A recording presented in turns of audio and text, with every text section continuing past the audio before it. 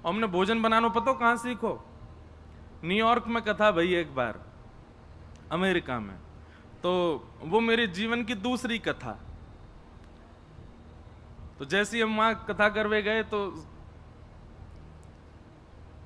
हमारे सिंधी समाज के लोगों ने कथा कराई, बड़ी आनंद सो कथा भाई। लेकिन वहां पे कहा भयो कि एक माता जी घर से भोजन बना के लाती हैं, और वो भोजन बना के जैसी लाई तो महाराज वहां में सुगंधी आ गई। मैंने कि मैया जे तो या में तो जे बोले या के बिना हम पे बनानो ही ना आवे। मैंने ठीक है तो फिर कछु करें। तो हमारे साथ एक भैया गए तबला पे, वो और हम दोनों मिलकर के वहां नीचे रसोई हती, वहां में भोजन बनाते, वहीं सीख गए कैसे छोंक लगा में, कैसे सब्जी बना में, कैसे बस रोटी ना बनानी आवे, बाकी सब्जी तो पूरी बना ले। और खूब बना बना के हम कभी कभी कथा में सबन को पवा में भी हैं। महाराज 4-5 दोनाते कम कोई ना खावे, ज्यादा ना हम बना में, ऐसी जोर की बने लेकिन इतनी ना बन पाएगी जितने आप लोग हो। लेकिन वैष्णव को यह भी चाहिए कि अगर ऐसी व्यवस्था नहीं है कहीं पर, तो भैया स्वयं सीख लो बनाना, स्वयं बनाओ, व्यवस्था तो करो। एक बार उर्दपुंड और कंठी कंठ में धारण हो गई है, बहुत रेयर ऐसा कोई कुछ बहुत आपत्ति पड़ जाए तो भी छूट तो नहीं है, पर फिर भी कोई दिक्कत नहीं, पर फिर भी अपनी व्यवस्था तो करके रखो। महीना में एक आध बार कोई दिक्कत नहीं, पाप नहीं लगता प्याज लहसुन पाने से। पर भैया जो ठाकुर जी को निवेदित ना है सके वो हम क्यों पामे, वाको हम क्यों सेवन करें? वाको सेवन नहीं करना चाहिए। चाहे आप विद्यालय पढ़ने जा रहे हो, चाहे अमेरिका पढ़ने जा रहे हो, मैं तो भैया पूरे विश्व में घूमूं, वहां तक के बालक नहीं पाते अगर वैष्णव हो जाते हैं तो यहाँ दिल्ली जाके नहीं छोड़ पाओगे। इसलिए आपको नहीं पाना चाहिए, उसका पूर्ण प्रयास करो। फिर किन्हीं को यह प्रश्न है कि आज के आधुनिक समय में धर्म बड़ा है कि कर्म बड़ा है? किन्हीं का भाव ऐसा है कि धर्म और कर्म दोनों को मिलाकर के चल पाना बहुत मुश्किल होता है। भैया कर्म को ही धर्म बना लो। हमारे मानस जी में कहते हैं, कर्म प्रधान विश्व रचि राखा, जो जस करहि सो तस फल चाखा। कर्म प्रधान है, लेकिन आपका एक भाव आगे आपने लिखा है कि कोई मनुष्य यदि धर्म का पालन नहीं करता पर कर्म बहुत अच्छे से करता है, वो मनुष्य जो धार्मिक है लेकिन अपने कर्मों से बचता है, और एक वो मनुष्य जो कर्म तो करता है पर धर्म से बचता, दोनों ही ठीक नहीं है। केवल कर्म ही कर्म करे, धर्म का बिल्कुल आश्रय। धर्म किसको कहते हो आप? पहले तो ये धर्म की परिभाषा जानते हो? 7 दिन है कथा सुनते भाई, चलो अब मैं पूछ रहा हूं, धर्म किसे कहते हैं बताओ? धर्म की परिभाषा क्या है? धर्म कहते किसको है? आपके चित्त में तुरंत बात आती है, तिलक लगानो धर्म है, माता पिता को प्रणाम करनो धर्म है, मंदिर जानो धर्म है, कथा सुननो धर्म। ये धर्म नहीं है, ये कर्तव्य है आपका। माता पिता को प्रणाम करना, तिलक लगाना, मंदिर जाना, ये कर्तव्य है। तो धर्म क्या है? धार्यते इति धर्म। जो सबको धारण करे उसको धर्म कहते हैं। व्यापार, परिवार, व्यवहार, सबको जो समेट करके रखे उसको धर्म कहते हैं। पात्र होता है ना, प्लेट है, प्लेट में रसगुल्ला भी है, गुलाब जामुन भी है, कढ़ी भी है, रोटी भी है, सब्जी भी है, वो उसी को धर्म। जो सबको संभाले उसको धर्म कहते हैं। जो केवल एक ही के आश्रम, बस कर्म ही कर्म में ध्यान है, धर्म बिल्कुल भी पाठ पूजा नहीं है, परिवार की तरफ कोई ध्यान नहीं है आदि, बस कर्म ही कर्म में लगो, वो धार्मिक व्यक्ति नहीं है। धार्मिक व्यक्ति किसको? जो कर्म भी श्रेष्ठता से करे, घर को भी संभाले, व्यवहार भी संभाले और ठाकुर जी के लिए भी समय निकाले। इन चारों को व्यवस्थित करके जो रखे वही धार्मिक व्यक्ति है। केवल ठाकुर जी में ही लगो रहेगो तो भी वो धार्मिक नहीं, और केवल कर्म में ही लगो रहेगो तो भी वो धार्मिक नहीं। सबको संभाले वो धर्म, सबको व्यवस्थित करे वो धार्मिक है। तो आपका जो ये प्रश्न है कि आज के आधुनिक समय में दोनों को कैसे किया जाए, सब संभव है। ठाकुर जी कोई ऐसा तो कहना रहे पूरे दिन मेरे लिए बैठे रहो, वो तो गिने चुने लोग हैं, ठाकुर जी ने चुन रखे हैं, वो उनके अलावा कुछ और कर ही ना सकें, उनकी बात अलग है। पर जो कर्म करते हैं, व्यवसाय करते हैं, व्यापार करते हैं, उनके लिए ठाकुर जी ये नहीं कह रहे तुम सब छोड़ो मोह भजो, बस चिंतन में मोह रखो। भगवत गीता में अर्जुन अंत में क्या कहता है भगवान से, नष्टप मोह स्मृतिर्लब्धा, बस यहीं पर ही गीता विश्राम हो जाती है। अर्जुन कहता है कि हे भगवान, आपने जो ज्ञान दिया उससे मेरा मोह नष्ट हो गया, अब आपका ज्ञान और आप मेरी स्मृति में हो। भगवान बोले बस अब उठा धनुष और युद्ध कर, मुझे स्मृति में रख बस। इसको कहते हैं धर्म। ठाकुर जी स्मरण में रहें, भगवत स्मृति बनी रहेगी तो आप अपना कर्म भी बहुत स्वच्छता से करोगे। ठाकुर जी का स्मरण बना हुआ है। व्यक्ति पाप कब करता है, थोड़ी देर के लिए भूल जाता है कि ठाकुर जी देख रहे होंगे, ठाकुर जी हैं भी, भैया ये कर्म गलत है, ठाकुर जी दंड देंगे। ये विस्मृति ही तो पाप करवाती है। भगवत स्मृति बनी रहे तो व्यक्ति पाप ही ना करे। तो कोई पूरे दिन भजवे की जरूरत नहीं है, वो लोग अलग हैं, ठाकुर जी ने उनको अलग ही चुन रखा है, जो ठाकुर जी के लिए ही हैं, उनके अलावा कुछ नहीं कर सकते। जैसे हम तो और कछु करवाओगे तो भैया सब चौपट जाएगा, हम और कोई काम के नहीं है, हम केवल कथा कहवे वाले हैं, हम केवल भक्ति करने वाले। हम पे अगर कथा कल को नहीं भी चली तो भी हमसे एक ही काम होगा, ठाकुर जी की सेवा। ऐसे ठाकुर जी ने लोग कछु चुन रखे हैं जो केवल ठाकुर जी को भजे वाले। उनकी संख्या सबसे ज्यादा हमारे वृंदावन में ऐसे ऐसे लोग हैं वो केवल ठाकुर जी को भजनो ही जाने और कछु ना जाने। लेकिन कोई को योग्यता यदि संसार के प्रति रुझान कोई के चित्त में है तो वाकु केवल इतनो करनो कि स्मृति में ठाकुर जी को रखे, सुबह उठ करके ठाकुर जी को प्रणाम करे, संध्या के भोजन के समय ठाकुर जी को प्रणाम करे, ठाकुर जी को स्मरण रखे। जन्माष्टमी आवे, रामनवमी आवे, सुंदर सुंदर दिवस आवे, उन दिवसन पर उत्तम सेवा करे ठाकुर जी की। बस इतनो भी ना कर सके अगर आज के आधुनिक समय में तो फिर भैया रोबोट तो नहीं हो आप, इतने आधुनिक तो नहीं हो कि रोबोट बन गए हो। इतना तो कर सके ना, बस स्मृति में ठाकुर जी रखो। काम करते चलो, नाम जपते चलो, हर समय कृष्ण का ध्यान धरते चलो, काम की वासना को मिटाते चलो, कृष्ण गोविंद गोपाल गाते चलो। दूसरा उपाय, सुख में फूलो मती, दुख में भूलो मती, प्राण जाए मगर नाम भूलो मती, मुरली वाले को मन से रिझाते चलो, कृष्ण गोविंद गोपाल गाते चलो। देखना इंद्रियों के ना घोड़े भगे, इनमें हरदम जो संयम के कोड़े पड़े, अपने रथ को सुमार्ग लगाते चलो, कृष्ण गोविंद गोपाल गाते चलो। बस इतना करना है। कोई केवल कर्म ही कर्म कर रहा है। अच्छा एक और बात सुन लीजिए, कोई केवल कर्म ही कर्म कर रहा है और ठाकुर जी का किंचित भी स्मरण नहीं है तो उसके लिए भी प्रश्न है ना कि वो कैसा व्यक्ति। निश्चित है कर्म में कभी ना कभी चूक होगी, निश्चित है उसके जीवन में कभी ना कभी वो कर्म करते करते कभी तो कुछ ऐसा कर सकता है जो उसको पतनशील बना दे। भैया ठाकुर जी के उपदेश तो कर्म करना सिखाते हैं, ठाकुर जी के उपदेश तो जीवन में और उज्जवलता प्राप्त करना सिखाते हैं। कथा सुनने से कोई बाबा जी थोड़ी बन जाता है, आप और श्रेष्ठता को प्राप्त होगे। इसलिए कर्म के साथ साथ भक्ति भाव को समय देना प्रारंभ करो और भक्ति भाव के साथ साथ अपने कर्मों को भी सुदृढ़ करो। एक दिन मैं बता चुका हूं, केवल भगवत भजन करता है, कर्म पर उसका ज्यादा भाव नहीं है, कर्म बिगाड़ देता है आदि आदि, तो वह भी उसके लिए भी एक निधान है, वो भी गलत है। या तो ठाकुर जी को भजो तो पूरे ही पूरे भजो, पर कर्म पर ध्यान मत दो। जैसे वृंदावन के लोग हैं हमारे, ठाकुर जी को ही भजते रहे 24 घंटा, तो इसलिए भैया दोनों उनको संभाल के चलो। फिर एक प्रश्न है,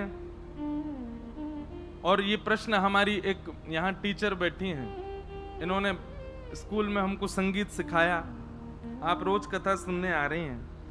आपका भाव है कि आपकी एक छोटी बहन जो कि अपनी अल्प आयु में भगवत धाम को प्रस्थान कर गई, जिसके कारण उनके परिवार में थोड़ा बहुत व्यथित रहते हैं, तो इसका कुछ ऐसा भाव। देखो बंधुओं,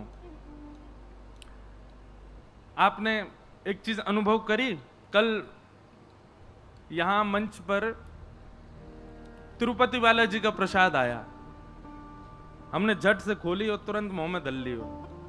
अभी हमारे भैया टटिया स्थान को प्रसाद लाए, तुरंत मुंह में दल लियो। क्यों? महाप्रसाद के लिए आज्ञा करते हैं, जैसे ही दिख जाए तुरंत पालो। क्यों? बोले अगले क्षण में प्राण निकल गए तो, नहीं पा पाए तो, वहां से पहले महाप्रसाद ग्रहण कर लो। जीवन का किसी का भरोसा नहीं, मेरा भी नहीं है, आपका भी नहीं, हम सब ऐसे ही, हमारी सबकी अवधि शेष है। एक व्यक्ति ने मुझसे प्रश्न किया, बहुत ध्यानपूर्वक सुनना।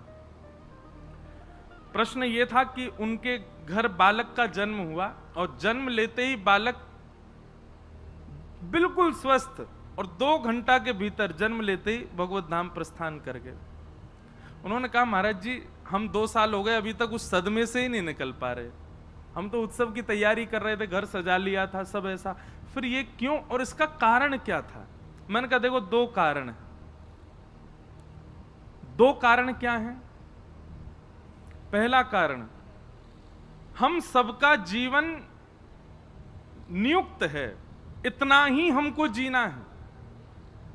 इस जीवन में जितनी अवधि ठाकुर जी ने दी है उतना ही जी पाऊंगा, लेकिन इस जन्म में यदि मेरे मन में कोई अभिलाषा उत्पन्न हुई और उससे पहले मेरे प्राण निकल गए, तो उस अभिलाषा की पूर्ति के लिए मुझे फिर जन्म लेना पड़ेगा।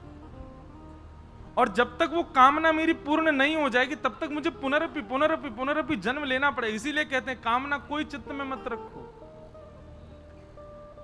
हमने कहा भैया देखो, जो भी संतान आपके घर हुए ना, उनका जीवन पूरा व्यवस्थित हो चुका था, पर शायद अंतिम समय में थोड़ी जीने की इच्छा रह गई होगी, तो उस क्षण के लिए ही सही। और आपका प्रारब्ध ऐसा था कि आपने पूर्व जन्म में ऐसा कुछ किया होगा कि आपको थोड़ा कष्ट होना है किसी के अव्यवस्थित होने से। तो आपका प्रारब्ध और उनकी इच्छा दोनों हुई। वे तो 2 घंटा जीने के लिए आपके घर आए और आपके किसी पूर्व के प्रारब्ध के कारण आपको थोड़ा शोक दे गए। मैंने कहा ये बात ठाकुर जी की व्यवस्थित है, इसमें ज्यादा चिंतित नहीं होना है। हम सबका जीवन एक सीमित है। ठाकुर जी, ये मान लीजिए कि कोई व्यक्ति यदि बहुत लंबी आयु जीता है तो हमारे यहां उसको बहुत अच्छा मानते हैं, पर यदि आप हमारे सब पूर्व आचार्यों को देखें तो अधिकतर आचार्यों ने युवावस्था में ही अपने भगवत धाम की प्राप्ति कर ली। क्यों? जितनी जल्दी उनके कार्यशील पूर्ण हो गए, जिस कार्य के लिए वो आए, जैसे पूर्ण हुआ तुरंत भगवत धाम प्रस्थान कर गए। आद्य गुरु शंकराचार्य बहुत अल्प आयु में भगवत धाम चले गए। ऐसे अनेक आचार्य हैं, जब लगा कि उनका कार्य अब पूर्ण हो गया तो भगवत धाम चले गए। वो कुछ ही क्षण के लिए, कुछ कार्यों के लिए ही आए थे। इसलिए देखो, परिवार से कोई जावे तो व्यथित तो पूरा परिवार होता। हमारे घर में भी भगवान ना करे लेकिन कुछ होता है, बड़े बुजुर्ग भी यदि, तो व्यथित तो होते हैं। लेकिन ये संसार का एक चक्र है, आया है सो जाएगा, राजा रंग फकीर। पर कोई पूर्ण जीवन जी के जाता है, कोई पूर्व में चला जाता है, कोई जन्म लेते ही चला जाता है। व्यथित तो होंगे हम, पर उसको ज्यादा अपने चित्त पर और अपने बुद्धि पर मत रहने दीजिए। अपना कार्य संपन्न करते चलो, उससे ज्यादा व्यथित मत होइए। यही एक भाव है। फिर दूसरा भाव आपने गुरु शिष्य के भाव से कहा कि अगर शिष्य श्रेष्ठ हो जाए तो गुरु को उसके प्रति कैसा भाव रखना चाहिए? सदा आशीष का ही भाव रखना चाहिए। शिष्य कितना भी श्रेष्ठ हो जाए, गुरु तब भी आशीर्वाद ही देवे, यही भावना होनी चाहिए। इस प्रकार कुछ प्रश्न हैं, सबको हम प्रणाम करते हैं। आज कथा का विश्राम दिवस है। कल हमने रुक्मणी विवाह के प्रसंग को बहुत जल्दी जल्दी कहा क्योंकि विलंब हो रहा था। आज गृहस्थाश्रमियों वाली कथा है, इसलिए बहुत ध्यान से सुनिएगा सब लोग। भगवान का विवाह रुक्मणी जी के साथ में हुआ, पर बहुत अच्छी चर्चा यहां पर सुनाई जाती है।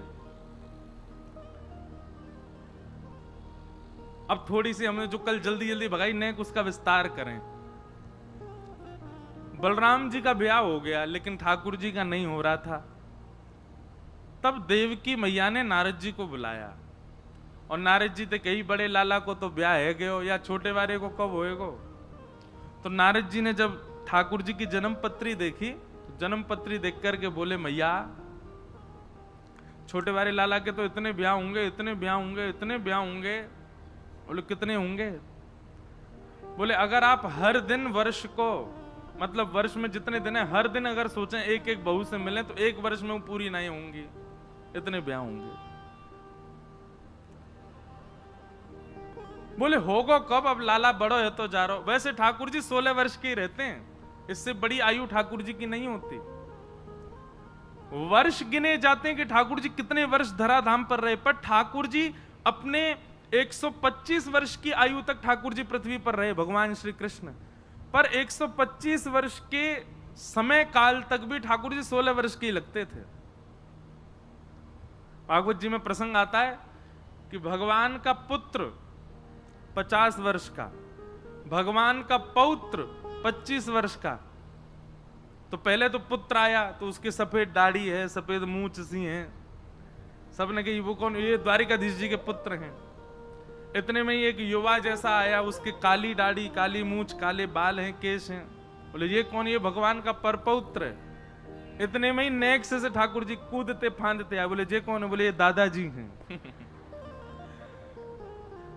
16 वर्ष के ठाकुर जी इतने से ही नेक्स्ट से। उनके भागवत जी में वर्णन है ठाकुर जी के रों भी नहीं आए हैं। जो पुरुषों के 13-14 वर्ष 15 वर्ष की आयु में छोटे छोटे रेशे आ जाते हैं ना, जो दाढ़ी मूंछ के, ठाकुर जी को वो भी नहीं उत्पन्न हुए हैं।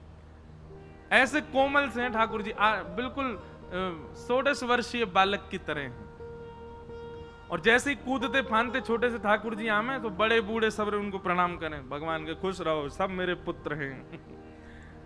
तो मैया बोली लाला इतना बड़े हो गो, या को ब्याह कराओ। तो नारद जी महाराज बोले मैया हम लड़की ढूंढे। देवकी मैया बोली नवलखा को हार दूंगी, मेरो लाला को ब्याह है तो। अब नारद जी को नवलखा का तो कोई लोभ नहीं था, पर देखना चाह रहे थे ठाकुर जी का विवाह कैसा होगा। एक बार हमारे सामने दृश्यमान हो कि ठाकुर जी दुल्हा बन के कैसे लगेंगे। और उसी दिन से वो चिंतन इतना व्याप्त हो गया नारद जी को, अब लग गए नारद जी ढूंढने में कि लाल जी का ब्याह होना चाहिए। तभी नारद जी भ्रमण करते करते कौंडन्यपुर पहुंचे। वहां भीष्मक राजा की पुत्री रुक्मणी जी को जब देखा, रुक्मणी जी को देख करके नारद जी बोले वाह ये बिल्कुल उचित है हमारे ठाकुर जी के लिए। संत आते थे तो भीष्मक राजा खूब आदर सम्मान करते, उनके लिए आसन लगाया, बोले 2 शब्द आप कुछ प्रवचन करो। तो भागवत जी में वर्णन है मुकुंदस्य रूप वीर्य गुणश्रिय। भगवान के रूप और गुण का चिंतन सुनाने लगे नारद जी। रुक्मणी जी बैठ के सुन रही हैं। अच्छा, पूरी पृथ्वी जानती है कि द्वारिकाधीश कृष्ण हैं, लोग उनको भगवान मानते हैं। कुछ लोग मानते थे, कुछ लोग नहीं भी मानते थे।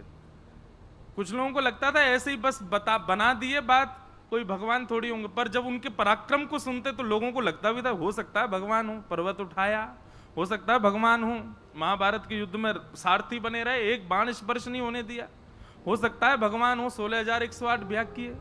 उस समय के काल में ऐसी भावना थी।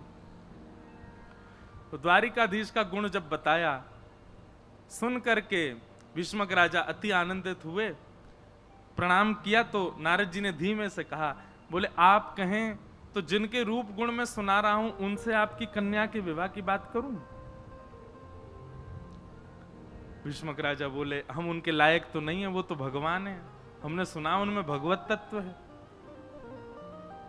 बोले नहीं, आप वो चिंता मत करो, आप बस लाली की राजी पूछो।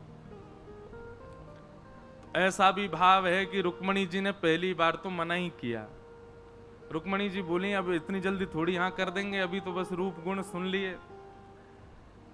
तो नारद जी बोले ये आकर्षित तो हो गई हैं, लेकिन अभी मन में विश्वास प्रकट नहीं हुआ कि ठाकुर जी से ब्याह होना चाहिए कि नहीं। तो नारद जी ने क्या किया, बोले अपने 18-19 चेला बुलाए और सबको बारी बारी से भेजा, संत रूप धारण कर करके जाओ और भीष्मक राजा के यहाँ जाकर के आसन मिले तो वहां बैठ के ठाकुर जी के रूप गुण ही सुनाओ।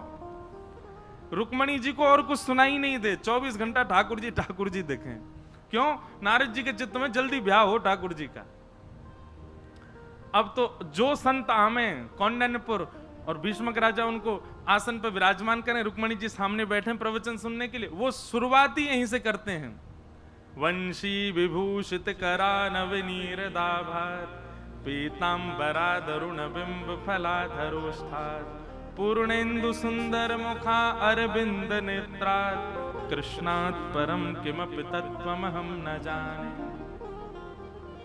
कि वरहा पीडम नटवर वपुः कर्णयो कर्णकारं विभ्रदवासः कनक कपिसं वैजयन्तीं च माला रंध्रान् वेणुवधर सुधया पूरयन् गोपवृन्दै वृंदारण्यं स्वपदरमणं प्राविशद गीत कीर्ति। पहले तो रुक्मणी जी बोली ये सब एक ही कृष्ण की चर्चा क्यों करते रहते हैं, लेकिन ठाकुर जी की चर्चा में, सब लोग इधर देखो, ठाकुर जी की चर्चा में एक अलग प्रकार का एडिक्शन है। हो सकता है पहली बार में आपका आकर्षण थोड़ा हो, पर जब आप बार बार सुनेंगे ना तो ऐसे है जाओगे कि आप कृष्णमति, कृष्ण गति, कृष्ण ये होगा।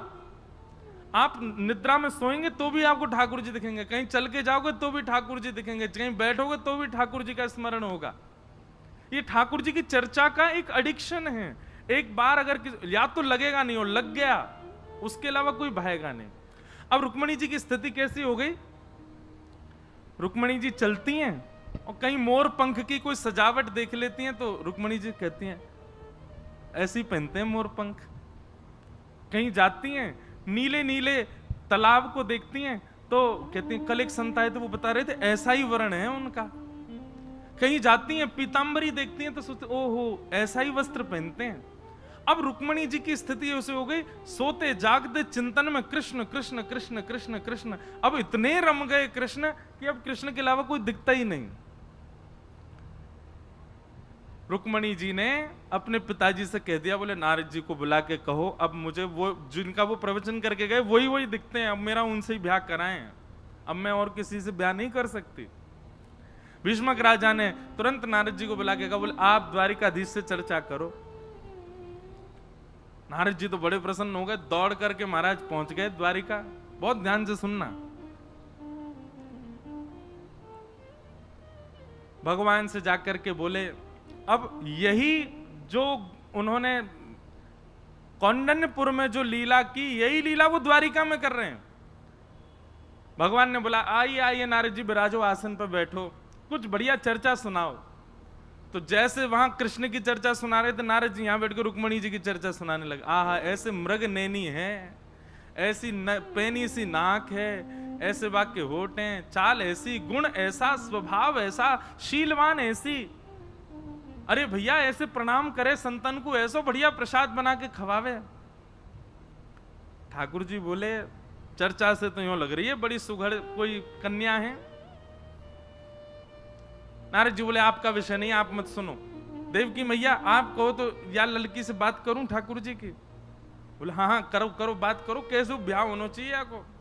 ठाकुर जी ने भी फिर मना किया, नहीं, नहीं अभी रुक जाओ, इतनी जल्दी थोड़ी।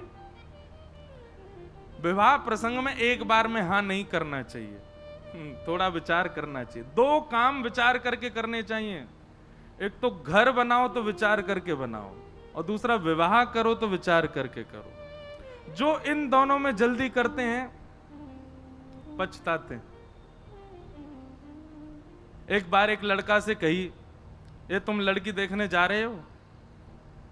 एक बार में हाँ मत करना, 3-4 बार मना करना, ये अच्छे गुण होते हैं। 3-4 बार पहले मना करो फिर हाँ कर देना, वो ठीक है।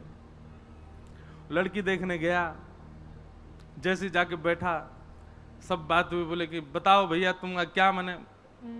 बोले मुझे पसंद नहीं है, पसंद नहीं है, पसंद नहीं है, पसंद है, करा दो।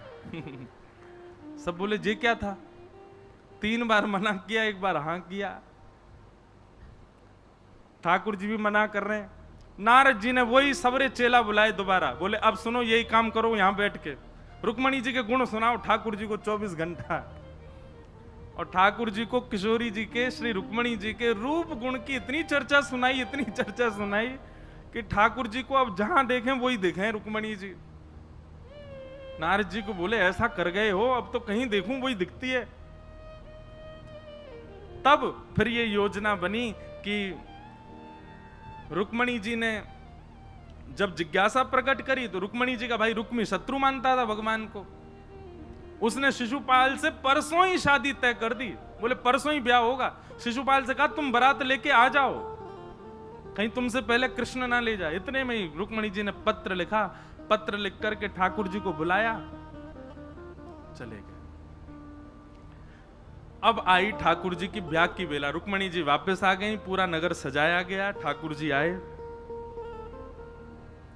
भगवान ब्याह के लिए जैसी पधारे, शिशुपाल उसका ब्याह होना था। कहते हैं बाराती संग सैनिक लेके आया था 1 करोड़ भगवान के विवाह में। और विवाह संपन्न होते ही ऐसी मारकाट मची, 1 करोड़ सैनिकों को मारा ठाकुर जी ने अपने विवाह में। पूरी यदुवंशी और सब में युद्ध हो गया वहां पर, और युद्ध में सब मारे गए। और तब ठाकुर जी रुक्मणी जी को लेकर के द्वारिका पधार। बताओ कैसा ठाकुर जी के जीवन में कब संकट नहीं आया। जन्म लियो संकट आयो, नेक बड़े भय संकट आयो, नेक और बड़े भय संकट आयो। ठीक ठाक भई कि ब्रज छोड़ के यहाँ आ गए, यहाँ पे आके चैन से बैठे ही है कि दोनों तरफ से मथुरा पर आक्रमण होने लगे। दौड़ करके द्वारिका गए तो फिर महाभारत युद्ध छिड़ गए, महाभारत से लौट के आए तो फिर ये सब क्रिया होने लगे।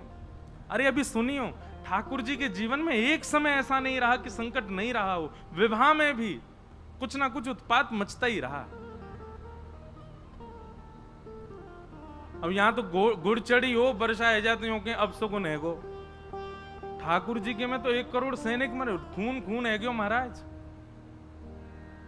ये अब सगुन नहीं है, जीवन है। ये संसार दुखालय, यहां सबके जीवन में कष्ट आता है। ठाकुर जी अपनी लीला से हम सबको संकेत दे रहे हैं। मैं परब्रह्म होकर के ये सब फेस कर रहा हूं, तुम तो मानव हो, इसलिए घबराओ मत। भगवान का रुक्मणी जी के साथ में विवाह हुआ। रुक्मणी लक्ष्मी है और लक्ष्मी का विवाह केवल कृष्ण से होता है, केवल नारायण से होता है। लक्ष्मी किसी और की नहीं हो सकती। भगवान का विवाह रुक्मणी जी के साथ में सुसंपन्न हुआ।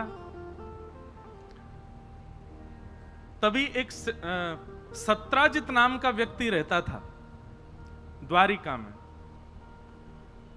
उसको सूर्य नारायण भगवान ने एक मणि प्रदान करी थी। उस मणि की खास बात यह कि वो मणि हजारों किलो सोना रोज देती थी। बहुत ध्यान से सुनना, आज कथाक्रम बहुत है इसलिए हम कथाक्रम कहते जाएंगे, छोड़ना नहीं एक क्षण की भी कथा। बहुत अच्छी अच्छी कथाएं हैं। तो उसके पास एक मणि थी, सेमंतक मणि, हजारों किलो सोना रोज देती थी वो मणि। भगवान को जब ये बात पता चली तो ठाकुर जी बोले, द्वारिका के सत्राजित यादव पर मणि है, हजारों किलो सोना रोज होता है, अकेला व्यक्ति इतने सोने का क्या करेगा। तो भगवान ने जाकर के एक प्रस्ताव रखा कि तुम ये मणि द्वारिका के कार्यालय में जमा करवा दो।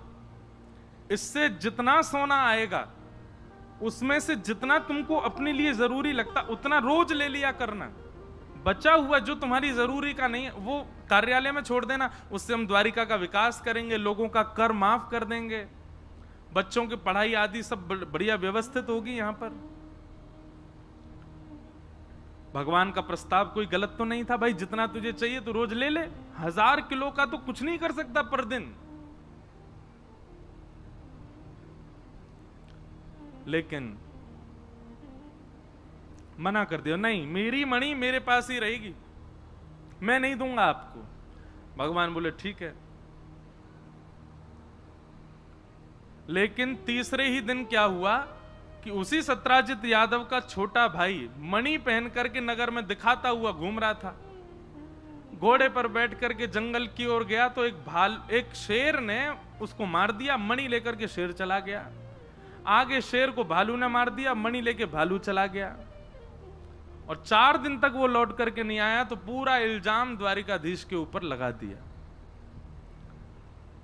सोचो बंधुओं, जिनसे जीवन है, जिनसे पहचान है, जिनसे ही आप जी रहे हो द्वारिका में, उन्हीं द्वारिका के लोगों ने उनके ऊपर लांछन लगा दिया।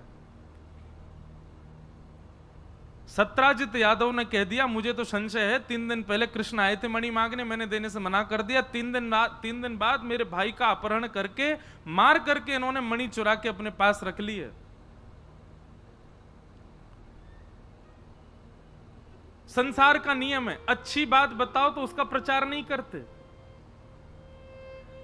अब आप किसी को जाके कहो वहां पे कथा हो रही है, कथा में बहुत अच्छा आनंद आ रहा है, ऐसा उत्सव हो रहा है, ये हो रहा है, तो आदमी सुन के सो जाएगा।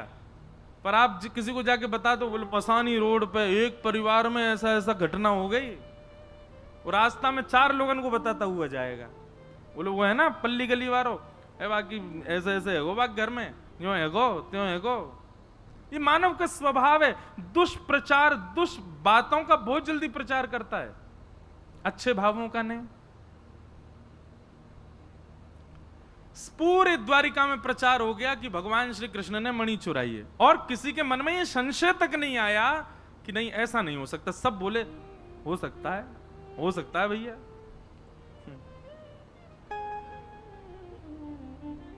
द्वारिकाधीश को जब ये बात पता चली तो भगवान पहले मंद मुस्काए और मुस्का करके बोले यही है पृथ्वी, यहां आप दुनिया के लिए मर मिटिए, कुछ भी कर बैठिए। अरे इन सबको मथुरा से बचा करके द्वारिका लेके आया मैं। द्वारिका में कोई और नहीं रहता था, ये मथुरावासी ही सब द्वारिका गए थे भगवान के साथ।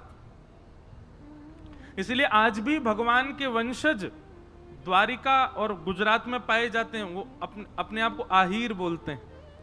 अहीर समाज के जो लोग गुजरात में पाए जाएं वो सब भगवान की वंशज माने जाते हैं, क्योंकि भगवान संपूर्ण यदुवंशियों को संग लेकर के गए थे मथुरा से। भगवान बोले इनको मथुरा से बचा के लाया मैं, नई नगरी सोने की में बसाया मैंने। बच्चों का खाना पीना पढ़ना सब कुछ द्वारिका राजभवन से होता है। लेकिन एक बार भी किसी के चित्त में संशय नहीं आया कि भगवान ऐसा नहीं कर सकते। सबने विश्वास ही कर लिया, हो सकता है भगवान ने किया हो, कोई बड़ी बात नहीं है। एक बात सदैव याद रखना, जब आपके ऊपर गलत आरोप लगाए कोई और आपकी अगर गलती नहीं है तो आप मचलोगे नहीं। मचलता वही है जिसकी गलती होती है। एक गुप्त रहस्य है। आपने किसी से कहा है भाई तूने ऐसा ऐसा किया, नहीं तो किसने कह दी तेरी सौगंध वाकी सौगंध या की सौगंध, ये हो गई वो हो गई, और फिर ले सफाई। समझ जाना अति भक्ति चोरे लक्षण। ये बहुत सफाइयां दे रहा है, बहुत मचल रहा है, इसका मतलब हाँ हो सकता है इतनी बड़ी नहीं पर इतनी भूल तो है।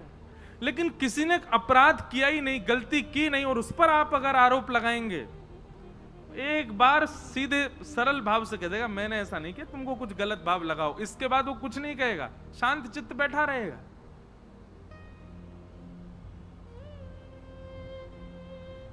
इसलिए कभी भी अपराध हो भगवान से सीखो। आपके ऊपर यदि कोई लांछन लगाए, आरोप लगाए, मचलो मत। भगवान मचले नहीं बिल्कुल भी। ठाकुर जी बोले ठीक है द्वारिका के लोगों को संशय है तो हम ढूंढने जाते हैं, देखते हैं भाई किसने किया ये काम, हमने तो नहीं किया। और ठाकुर जी चुपचाप अर्धरात्रि में अपनी थोड़ी सी सेना लेकर के वन की ओर गए ढूंढने, कहां है प्रसेन। थोड़ी दूर पर मरा हुआ मिला प्रसेन। भगवान ने देखा मणि उसके पास नहीं थी, लेकिन शेर के पंजों के निशान उसके शरीर पर थे। तो थोड़ी दूर जाकर के ढूंढा तो शेर भी मरा हुआ मिला, उसके पास भी मणि नहीं थी, उस पर रीछ के पंजों के निशान थे। पीछे पीछे गए, रीछ के पंजों के निशान के पीछे, तो एक गुफा में प्रवेश कर गए भगवान। सेना को बाहर रोक दिया, हम होके आते हैं। भीतर जाकर के भगवान ने देखा तो दिव्य मणि चमक रही थी। ठाकुर जी ने जैसी मणि उठाई, भालू ने झपट करके आक्रमण किया भगवान के ऊपर। 18 दिन तक युद्ध करते रहे भगवान।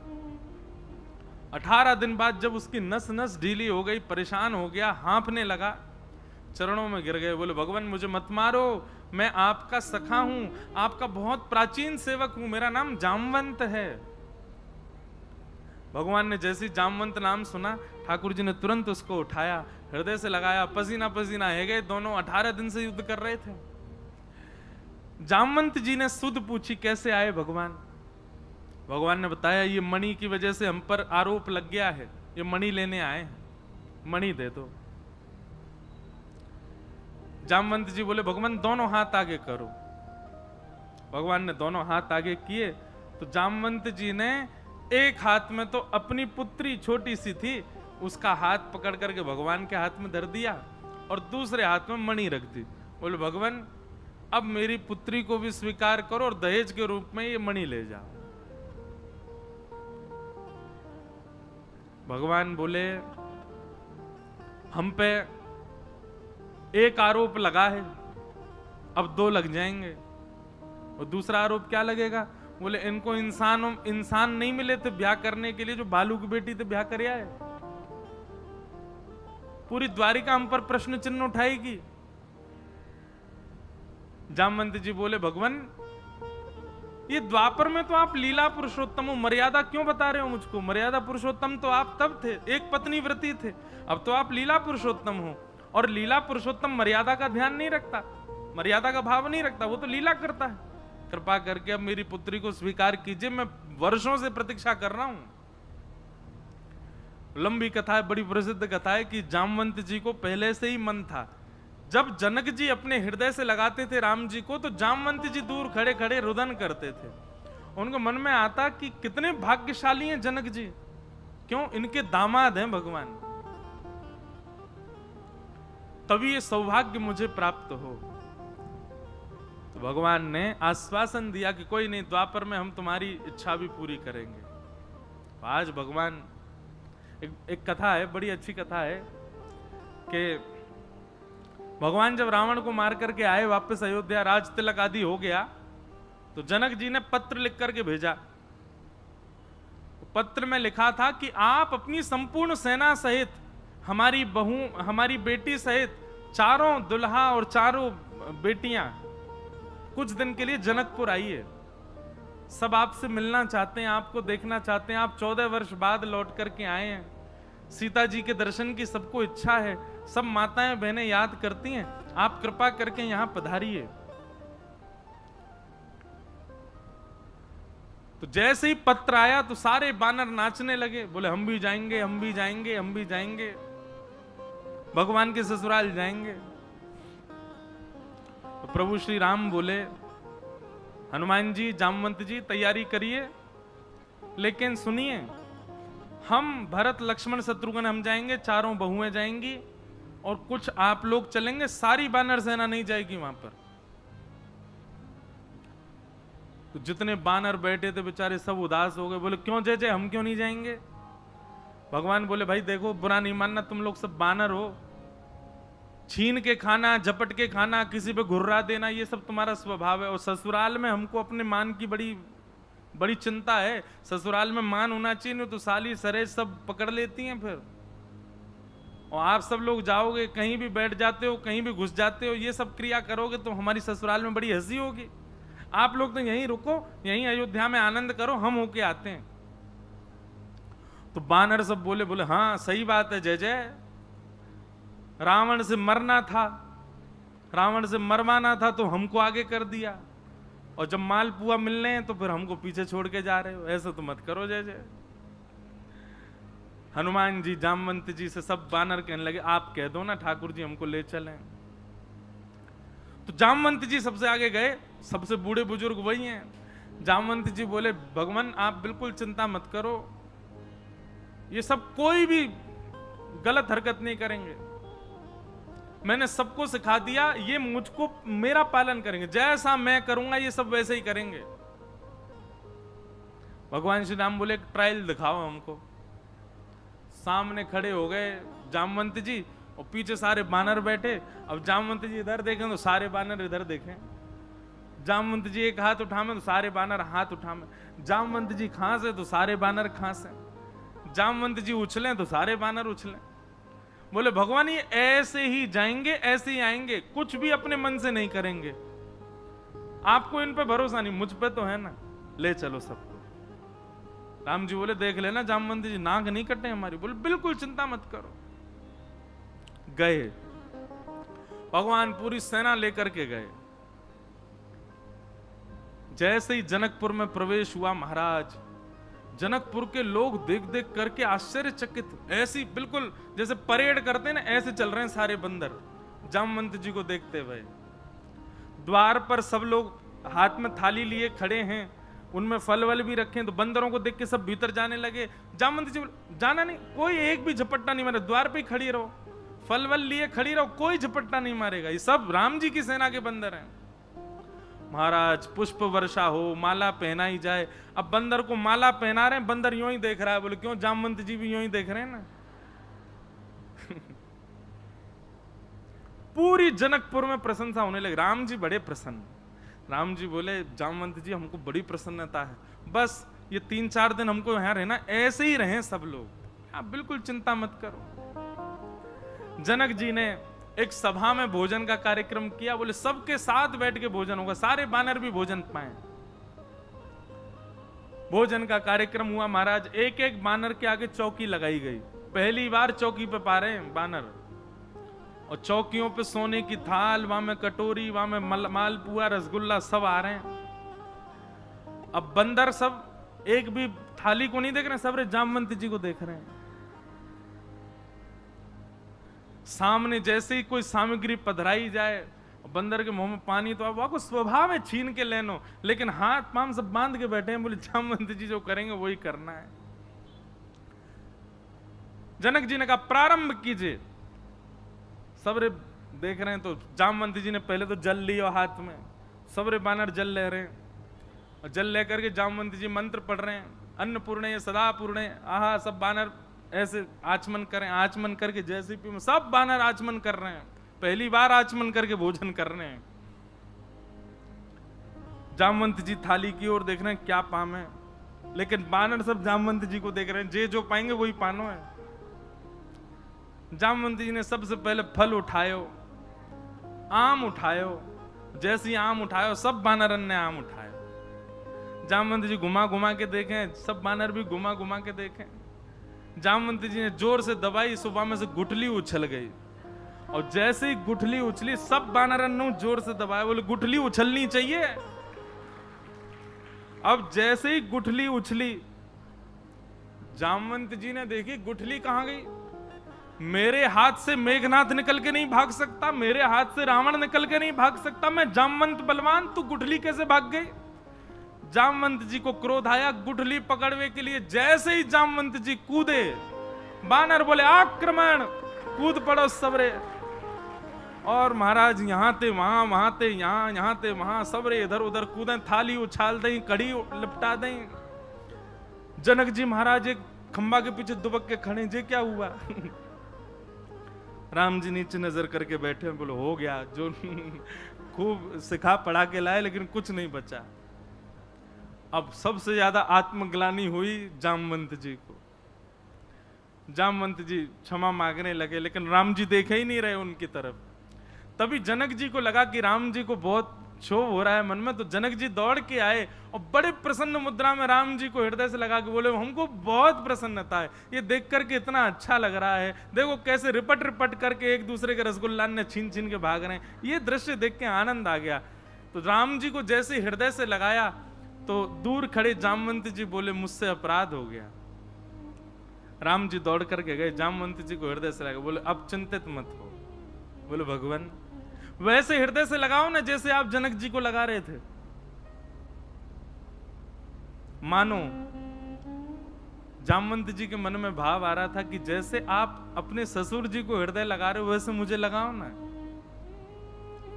भगवान बोले जनक जी की तरह हृदय से लगाने के लिए तो जनक जी जैसा कार्य करना पड़ेगा, कन्यादान हमको। और वो अब नहीं होगा, वो होगा द्वापर में। आपके कुल की कन्या को हम स्वीकार करेंगे। और आज वही दिन आया जब जामवंत जी ने ठाकुर जी को याद दिलाया, तो जामवती का हाथ भगवान के हाथ में देकर पानी ग्रहण किया, विवाह हुआ। और आज श्री जामवंत जी को ठाकुर जी ने अपने हृदय से लगाया। इतना रोए जामवंत जी, ऐसा सुख उनको अनुभव हुआ। ऐसी ठाकुर जी की लीला। तो जामवती के लेकर के भगवान वापस आए। 2 विवाह भगवान के हो गए, रुक्मणी और जामवती। मणि लाकर के भगवान ने पूरी दुनिया को दिखा दी। और जामवती जी ने गवाही दे दी, बोले भगवान ने नहीं चुराई थी, ऐसे ऐसे पूरी घटना हुई थी। द्वारिका के लोग भगवान के आगे घुटने टेक करके बैठ गए, क्षमा मांगने लगे, भगवान हमको क्षमा कर दो, हमने बिना विचार किए आपके ऊपर प्रश्न उठाया। भगवान बोले संसार का नियम है, आप लोगों को क्षमा मांगने की आवश्यकता नहीं। समंतक उपाख्यान बहुत बड़ा है, आगे भी बहुत चला। फिर जिसकी वो मणि थी सत्राजित यादव, उस पर सब लोग चिल्लाने लगे, तेने भगवान पर कैसे आरोप लगाया? तो उसने आरोपों से बचने के लिए अपनी पुत्री सत्यभामा का ब्याह भगवान से कर दिया। और भगवान का तीसरा ब्याह सत्यभामा के साथ में हुआ। कितने ब्याह हो गए? 3। सत्यभामा के साथ भगवान का ब्याह हुआ। चौथा ब्याह हुआ भगवान का श्याम सुंदर श्री यमुने महारानी की कालिंदी के साथ में, यमुना जी के साथ में भगवान का ब्याह हुआ। बंधुओं, यमुना जी कौन है? अनेक भाव बताए जाते हैं, परंतु श्री यमुना जी, जब श्री किशोरी जी और ठाकुर जी दोनों कुंज में क्रीड़ा करते हैं, और क्रीड़ा करते करते, विलास करते करते, रास करते करते, जब दोनों के प्रश्वेत के बिंदु श्रम जल प्रकट होता है, वही श्रम जल श्री यमुना जी हैं। किशोरी जी और ठाकुर जी के अंग का श्रम जल ही श्री यमुना जी के रूप में प्रकट हुआ है। इसलिए यमुना जी एकमात्र ऐसी सहचरी हैं जो किशोरी जी के पक्ष की भी हैं और ठाकुर जी के पक्ष की भी हैं।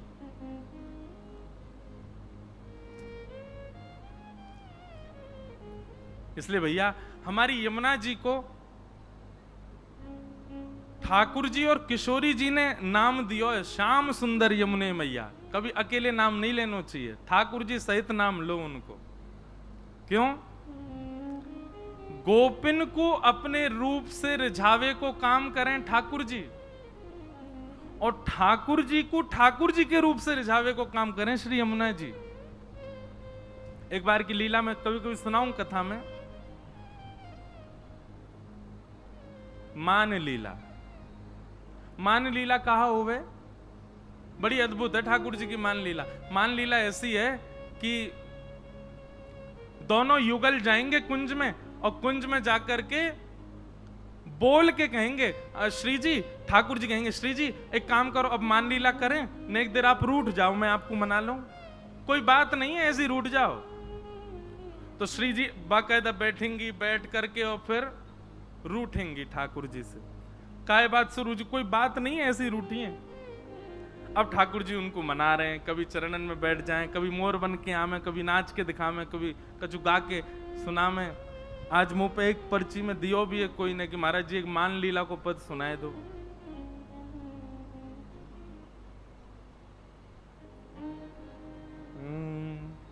तेरो मुखनी को की मेरो श्यामा प्यारी, तेरो मुखनी को की मेरो श्यामा प्यारी, तेरो मुखनी को की मेरो राधे प्यारी, तेरो मुखनी को की मेरो राधे प्यारी।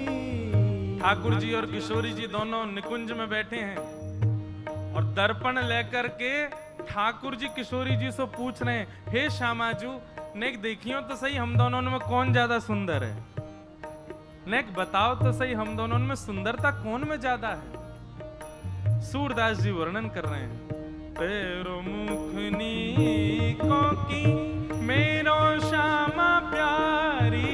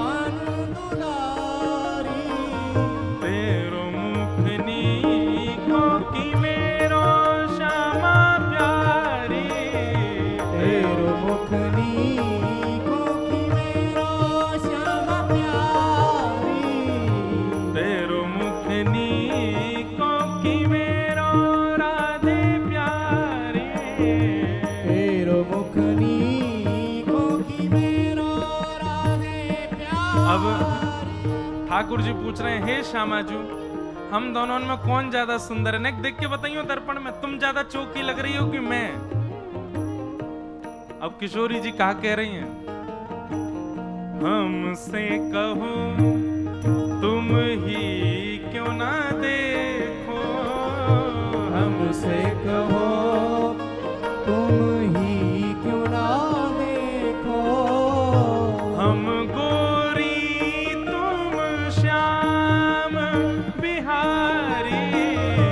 हम गौरी तुम श्याम बिहारी, मेरो मुख जैसे चंद उजियारो, मेरा मुख जैसे चंद उजियारो, तुमरो मुख जैसे रैन अंधियारी, तुमरो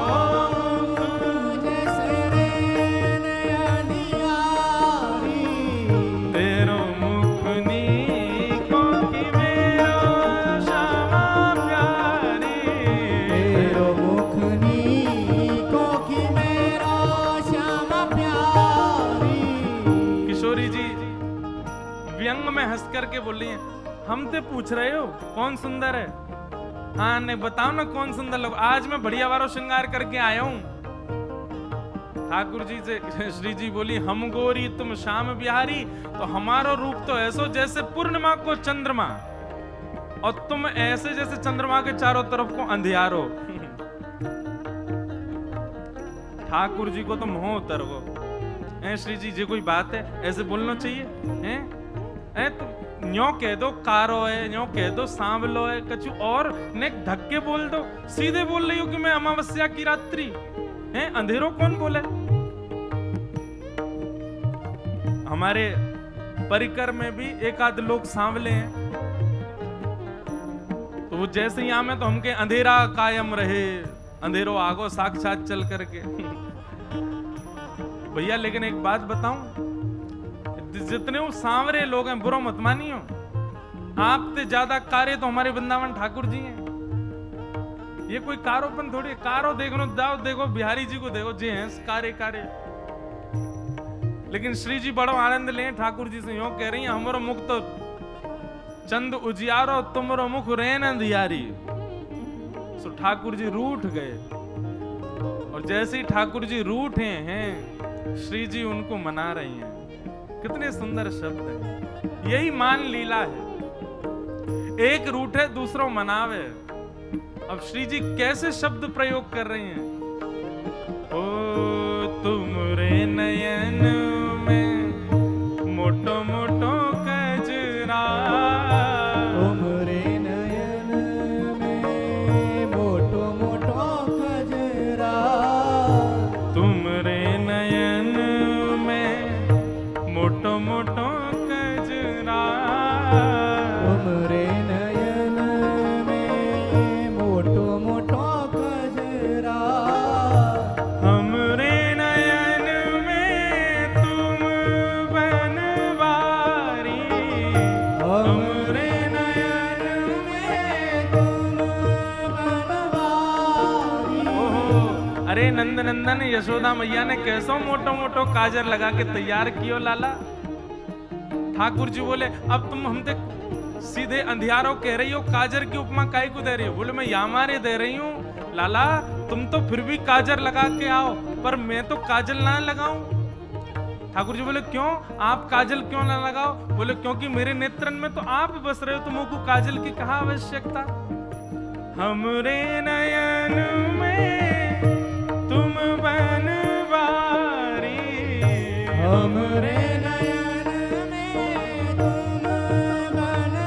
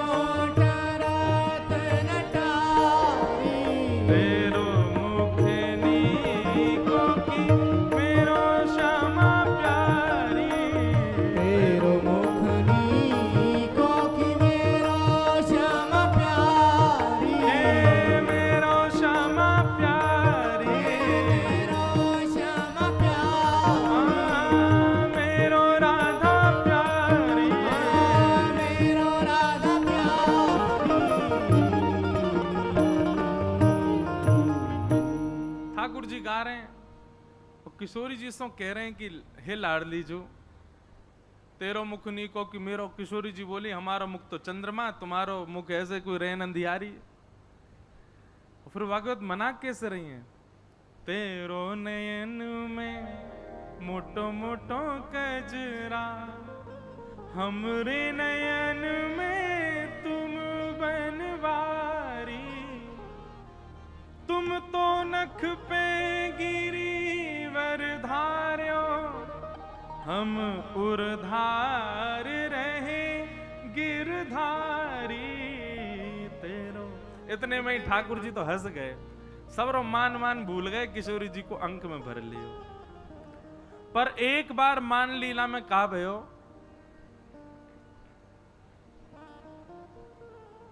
किशोरी जी ठाकुर जी से बोली आज आप मान लीला करो और सुनो, नेका देर में मानियो मत, खूब मनान दियो मुझको तब मानियो। ठाकुर जी बोले अब आपको श्रम हो गई, हम पे देखो ना जावे, आप ही मान करो हम मनाएंगे। श्री जी बोली नहीं नहीं नहीं आप मान करो हम मनाए। अच्छा, मान लीला का एक नियम है, सूर्यास्त के बाद अगर मना लिया आपने तो आप जीत गए, और सामने वालों नहीं मानो तो जो मान करके बैठो वो जीत गए हो। समझ रहे हैं? मानो श्री जी मान करके बैठी हो, ठाकुर जी को समय है सूर्यास्त से पहले पहले मनाओ। अगर सूर्यास्त तक नहीं मना पाए तो श्री जी जीत गए, और अगर ठाकुर जी ने मना लिया तो ठाकुर जीत गए। तो आज श्री जी बोली आप मान करो, मैं आपको मनाऊंगी, और याद रहे आज अच्छे से मान करियो।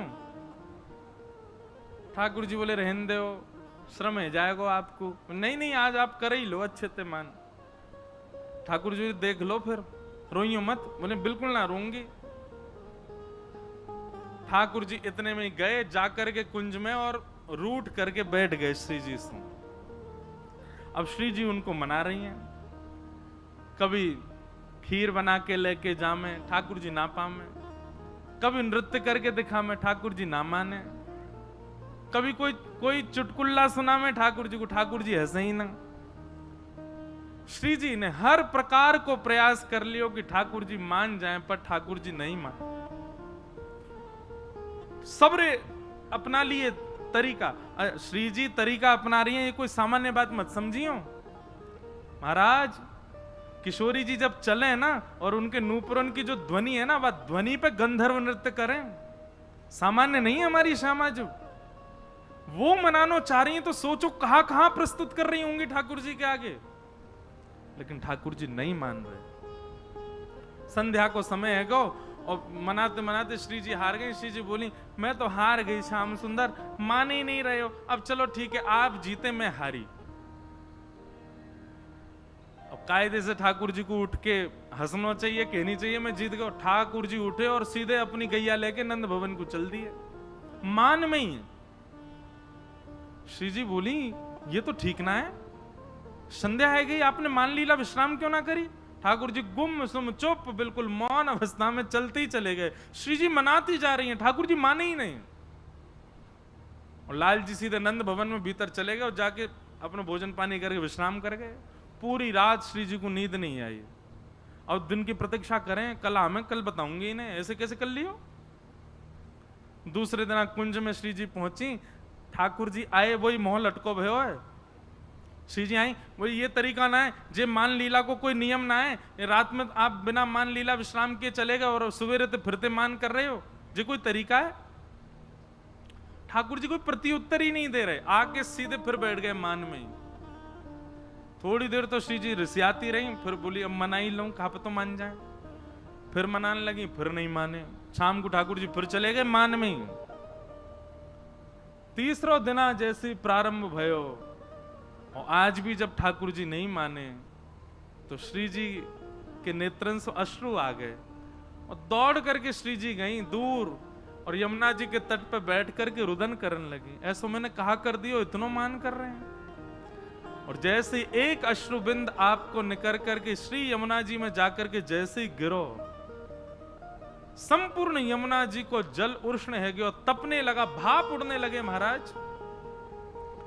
यमुना जी ने उस अश्रु बिंदु को समेट करके अपने भैया यमराज के पास गई, और यमराज के पास जाकर के वो अश्रु बिंदु प्रदान करके बोली भैया आपके संपूर्ण यमलोक में इतनी वेदना में कोई है जितनी वेदना में ये अश्रुबिंद है।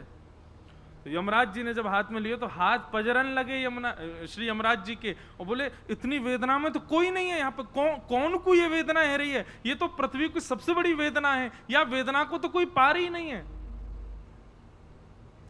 यमुना जी ने अपनी कमर कसी, बोले मैं देखूं, रुको। तुरंत प्रकट है गई और श्री जी के चरणन में बोली कि कौन ने आपके नेत्रन से अश्रु प्रवाह करवायो, नाम बताओ आपको। ललिता विशाखा आ गई, यमुना जी से बोली हे श्याम सुंदर यमुना जी। अच्छा, अभी यमुना जी का नाम श्याम सुंदर नहीं पड़ा, केवल यमुना जी हैं। कालिंदी, हे कालिंदी जी, श्री जी के नेत्रन से अश्रु कौन निकलवा सके, कौन इतनी वेदना दे सके, बताओ आप, कोई में है सामर्थ्य? एक ही है, नंद जी को लाला, वही परेशान करे इनको, वही ने आज इनको श्रम दियो है। यमुना जी बोली या नंद के लाला तो मैं बताऊं आज। यमुना जी इतने में ही गई, कुंज में जाकर के अपने जो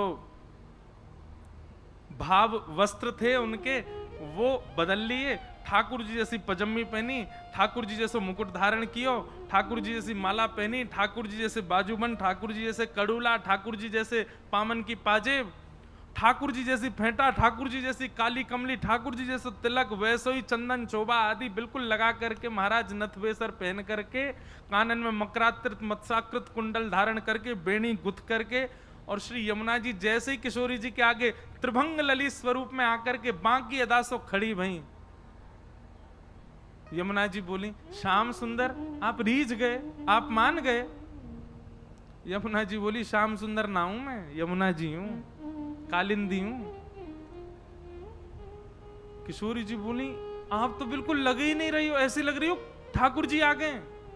बोले हम बे जे अपने रूप को बड़ो गुमान करे, अपने रूप ते सबन को बड़ो श्रम करावे, आज या के रूप ते यही को श्रम कराऊंगी मैं। श्री जी बस आप जब बुलाऊं तो आ जाइयो। बहुत मधुर कथा, ठीक है। अब ठाकुर जी तो मान करे बैठे कुंज में, इतने में ही वही टेढ़ी मेढ़ी ललित गति चाल, टेढ़ी मेढ़ी चाल, बेणी कभी घुमा रहे हैं कभी कभी, जैसे ठाकुर जी चले वैसे यमुना जी चलती भई आई। और नूपुरन की छम छम छम ठाकुर जी ने जैसे सुनी, ठाकुर जी बोले जे तो मेरे नूपुरन की आवाज है, आ कहां रही है। पीछे मुड़ करके जैसे ही देखी तो महाराज दूसरे श्याम सुंदर घूम रहे हैं। किशोरी जी बोली अरे ये तो श्याम सुंदर है। श्याम सुंदर ने जैसे देखा बोले दूसरे श्याम सुंदर ये कहां थे आगो। ठाकुर जी गए सामने जाके खड़े है गए, तुम कौन। यमुना जी बोली हम नंद नंदन। ठाकुर जी बोले नंद नंदन तो मैं हूं, तुम नकली हो असली मैं हूं। ठाकुर जी बोले अच्छा मुंह पे कारी कमरी है। यमुना जी बोले मुंह पे हुए। ठाकुर जी बोले मुंह पे बंसी बजानो आवे। यमुना जी बोली मुंह पे हुआ आवे, बजा के दिखा दे। सब बात जो जो ठाकुर जी ने कही यमुना जी ने सब सिद्ध कर दें। अब यमुना जी अंत में बोली एक बात बची, वही से सिद्ध होगो कि असली नंदन कौन है। बोले कहा, बोले वंशी बजाऊं और किशोरी जी आके बगल में खड़ी है जाए, जाके समझो वही असली नंदन है। अब ठाकुर जी सोचे मैं तो मान करके बैठा हूं, मेरे बुलावे तो आमेंगी नहीं वो। यमुना जी ने जैसी टेर बजाई, इतने में श्री जी निकल करके आई और कुंज से आकर के यमुना जी के कंधा पे ऐसे सर रख करके वो खड़ी है गई। ठाकुर जी के तो आंसू निकल आए, श्री जी मैं हूं असली नंदन, जे कोई दूसरो है। अरे तुम जाके बगल में मत आओ, यहां आ जाओ। श्री जी यमुना जी से बोली पता ना कौन भैलूपिया डोला, या हटाओ यहां थे। ठाकुर जी के दूर हट जा, चल हम हैं असली। ठाकुर जी तो जैसे ही भाव में आ गए, श्री जी के चरण पकड़ लिए। आज के बाद कभी मान नहीं करूंगा, वचन दे रहा हूं। कोई बात आपको बुरी लगे आप मान करियो, मैं मनाऊंगा। और मो कोई बात बुरी लगेगी तो भी मैं आके बता दूंगा, श्री जी मुझको ये बात बुरी लगी है, मान करो, मैं ही मनाऊंगा। ठाकुर जी श्री जी को कोई बात बुरी लगे तो भी श्री जी मान करें, ठाकुर जी को कोई बात बुरी लगे तो भी श्री जी मान करें। ठाकुर जी के मान अधिकार है ही नहीं। जब ठाकुर जी ने क्षमा मांग ली, सोई यमुना जी गई, ठाकुर जी को उठा के हृदय से लगाया और बोले, अरे नंद नंदन आप ही हो, बस आज के बाद हमारी श्यामा जी को श्रम मत दियो, और बगल में ले जाके खड़ो कर दियो। आज ये युगल को मिलन करावे के लिए ठाकुर जी ने यमुना जी को हाथ पकड़ के कही, आज हम आपसे एक वस्तु चाहे। बोले कहा, आज के बाद आप यही श्रृंगार में रहोगी, मुकुट पहन करके, पीतांबरी पहन करके आप मेरे ही श्रृंगार में रहो, और आज के बाद कोई भी यमुना महारानी की जय नहीं, श्याम सुंदर श्री यमुने महारानी की। श्याम सुंदरा हैं, बिल्कुल ठाकुर जी जैसी हैं, देखो ये खड़ी, वैसे ही कमल लेकर के, वैसे ही मुकुट, वैसे ही माला, वैसे ही सबरो स्वरूप, श्री यमुना जी वैसे ही रहे में जैसे ठाकुर जी। बड़ी कथाएं, मान लीला में इतनी कथाएं यमुना जी की। यमुना जी को प्रणाम। भगवान को ब्याह हुआ, ऐसे भगवान के 8 ब्याह हुए, और यही भगवान की अष्टपटरानियां हैं। भौमासुर नाम का एक दैत्य था, उसके यहाँ 16,000 राजकुमारियां बंदी थीं। 16,100 राजकुमारियों को ठाकुर जी ने मुक्त करके उनसे भी ब्याह किया। 16,108 भगवान के ब्याह हुए। भगवान ने किसी स्त्री विशेष से ब्याह नहीं किया। भगवान की प्रथम अष्टपटरानियां 8 प्रकृति हैं। प्रकृति के 8 अंग कौन कौन से? पृथ्वी, जल, अग्नि, वायु, आकाश। हमारे भीतर 4 तत्व हैं, उनमें से 3 तत्व मन, बुद्धि और अहंकार। ये भगवान की 8 पत्नियां। इन 8 पत्नियों में कोई जल तत्व है, कोई अग्नि तत्व है, कोई पृथ्वी तत्व है, कोई वायु तत्व है, कोई मन तत्व है, कोई आत्मा तत्व है। और 16,100 जो पत्नियां हैं भगवान की, ये हमारे वेदन के वो मंत्र हैं जिन मंत्रन से ठाकुर जी की उपासना की जाए। उपासना कांड के मंत्र हैं। इस प्रकार भगवान ने 16,108 ब्याह किए। आगे भागवत में राजा नृण की कथा आती है। एक नृण नाम के राजा थे, वो दानवीर थे। उनसे एक दान में अपराध बना, जिसके कारण उनको कृकलाश गिरगिट बनना पड़ा। भगवान ने फिर उन पर अनुग्रह किया। नारद जी भगवान की ग्रहचर्या देखने के लिए आए, और भगवान की ग्रहचर्या, दिनचर्या देख करके नारद जी को अनुभव हुआ, भगवान 16,108 पत्नियों के साथ एक साथ अलग अलग भवनों में एक ही समय पर एक साथ निवास करते हैं। मतलब द्वारिका में ठाकुर जी एक रूप में नहीं रहते, 16,108 रूप धारण करके सब पत्नियों के साथ रहते हैं। नारद जी गए तो इस भावना से थे कि कोई पत्नी शिकायत करेगी कि ठाकुर जी मेरे संग नहीं रहते, वही के संग रहे मैं। पर सब पत्नियों ने एक ही शिकायत करी, बोले कहा मोह छोड़ के जामे ही ना है, पूरे दिन मेरे पास ही रहे मैं। ऐसी भगवान की ग्रहचर्या का दर्शन किया।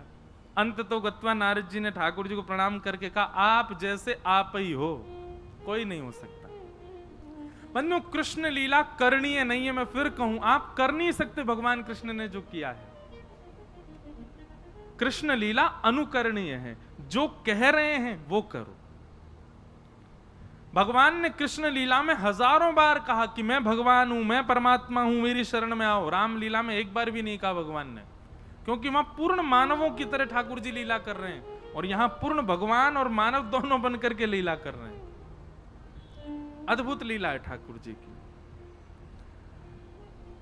नारद जी की ग्रहचर्या का दर्शन, फिर आगे भगवान की नित्यचर्या, दिन से लेकर रात्रि तक ठाकुर जी की दिनचर्या क्या होती है वो सब बताया गया। फिर राजसूय यज्ञ की चर्चा, और वहां भगवान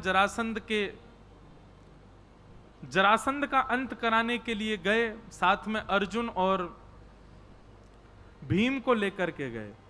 बहुत अच्छी कथा है। यही जरासंध जिसने मथुरा पर चढ़ाई की थी, इसको भगवान ने 18 बार 16 बार इसकी सेना को मार दिया, उसको नहीं मारा। और 17वीं बार जब वो आया तो भगवान रण छोड़ के भाग लिए। आज उसी जरासंध ने 20,000 राजकुमारों को बंदी बना रखा था। भगवान को जब ये बात पता चली तो भगवान अर्जुन और भीम के साथ जरासंध के यहां रूप बदल करके गए, ब्राह्मण का रूप धारण करके। क्योंकि जरासंध का नियम था कि वो ब्राह्मणों को मुंह मांगा दान देता था। जैसे ही दोनों गए, आपने जाकर के वरदान मांगा। जरासंध ने कहा मांगो क्या चाहिए, तो कहा कि युद्ध दो। जरासंध हंस करके बोला, बोले क्षमा करना, ब्राह्मण कभी युद्ध नहीं मांग सकता, आप कोई और हो, रूप दिखाओ। भगवान ने अपना रूप दिखाया तो जरासंध बोला आप तो रण छोड़ के भाग गए थे, आपसे मैं युद्ध नहीं करूंगा, भगोड़ों के साथ युद्ध नहीं करता। अर्जुन ने अपना रूप दिखाया तो बोले बालकों के साथ मैं युद्ध नहीं करता। भीम ने जब अपना रूप दिखाया, जरासंध बोला हाँ जे मेरे टक्कर का आओ। अब भीम और जरासंध सूर्य उदय होते ही दोनों कुश्ती लड़ते हैं, लड़ाई करते हैं, और पूरे दिन जरासंध भीम को मारता है। और कृष्ण और अर्जुन दोनों बैठे बैठे केला खाते रहते हैं, देखते रहते हैं युद्ध। उसने ये कहा कि आप मेरे मेहमान हो, मैं आपको तकलीफ नहीं दूंगा, लेकिन हाँ भीम से मेरा युद्ध है तो पूरे दिन इसके संग युद्ध करूंगा। शाम को जब सूर्यास्त हो जाता तो कृष्ण अर्जुन दोनों जाते, भीम को कंधा पर टांग करके कमरा में ले जाते, मां उसके बेचारे के मल्लम पट्टी करते, वो बाम फाम लगाते। ठीक है जा भैया, सुबह फिर लड़ना हो तो है, रात रात में ठीक होना जरूरी है, सुबह फिर युद्ध होगा। 3-4 दिन हो गए, भीम की महाराज पसली पसली दर्द करने लगी। भीम को लिटा करके पूरे लेप आदि लगा करके भगवान और अर्जुन दोनों हंसते भय प्रसाद पा रहे थे, खूब जोर जोर से धक्का मार के हंसे। भीम बोला इसलिए आए हो मेरे साथ हैं, पूरे दिन आप जैमते रहते हो, हंसते रहते हो, एक बार भी यूं नहीं सोच रहे कि मैं कैसे ठीक हूं। भगवान उठ करके गए, क्या बात है, क्यों इतना उदास होता है,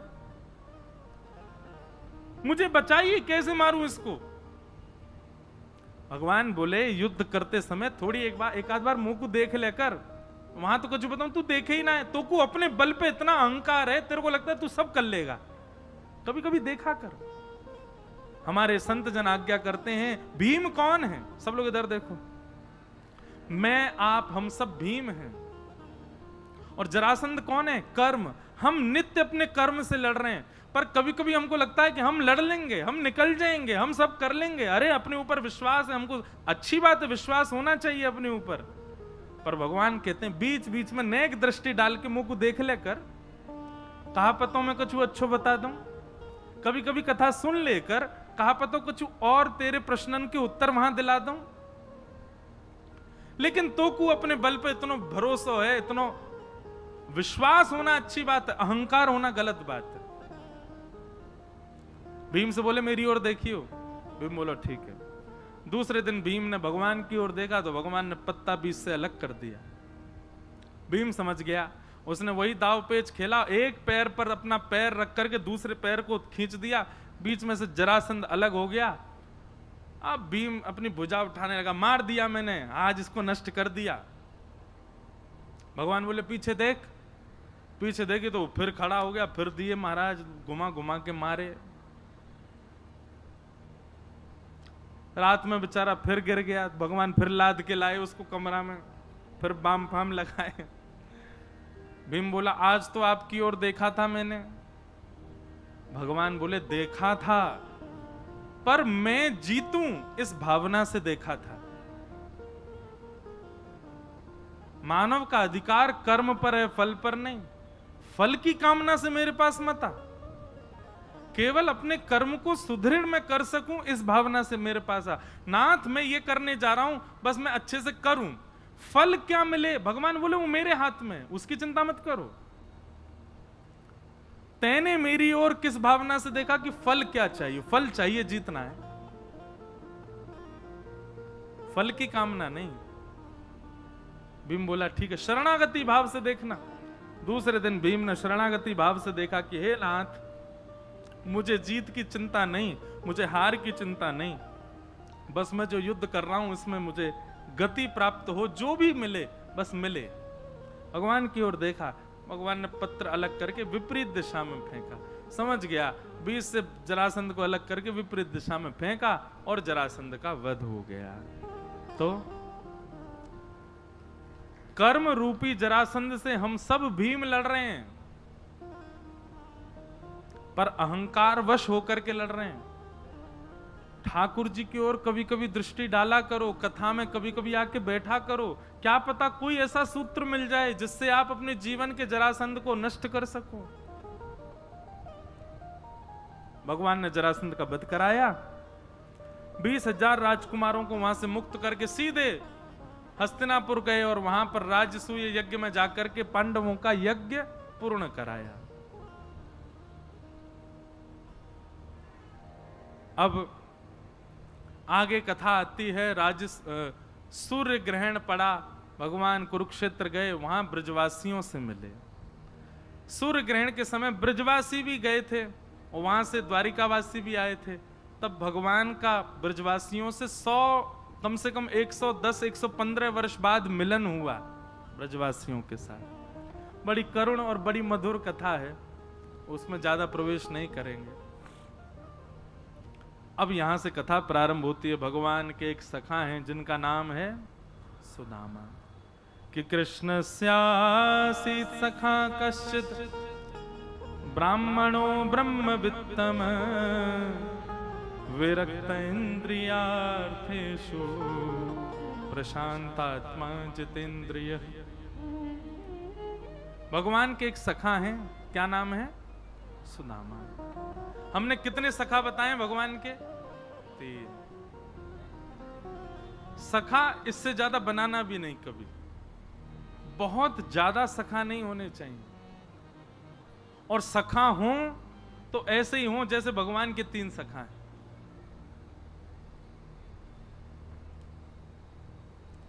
अर्जुन,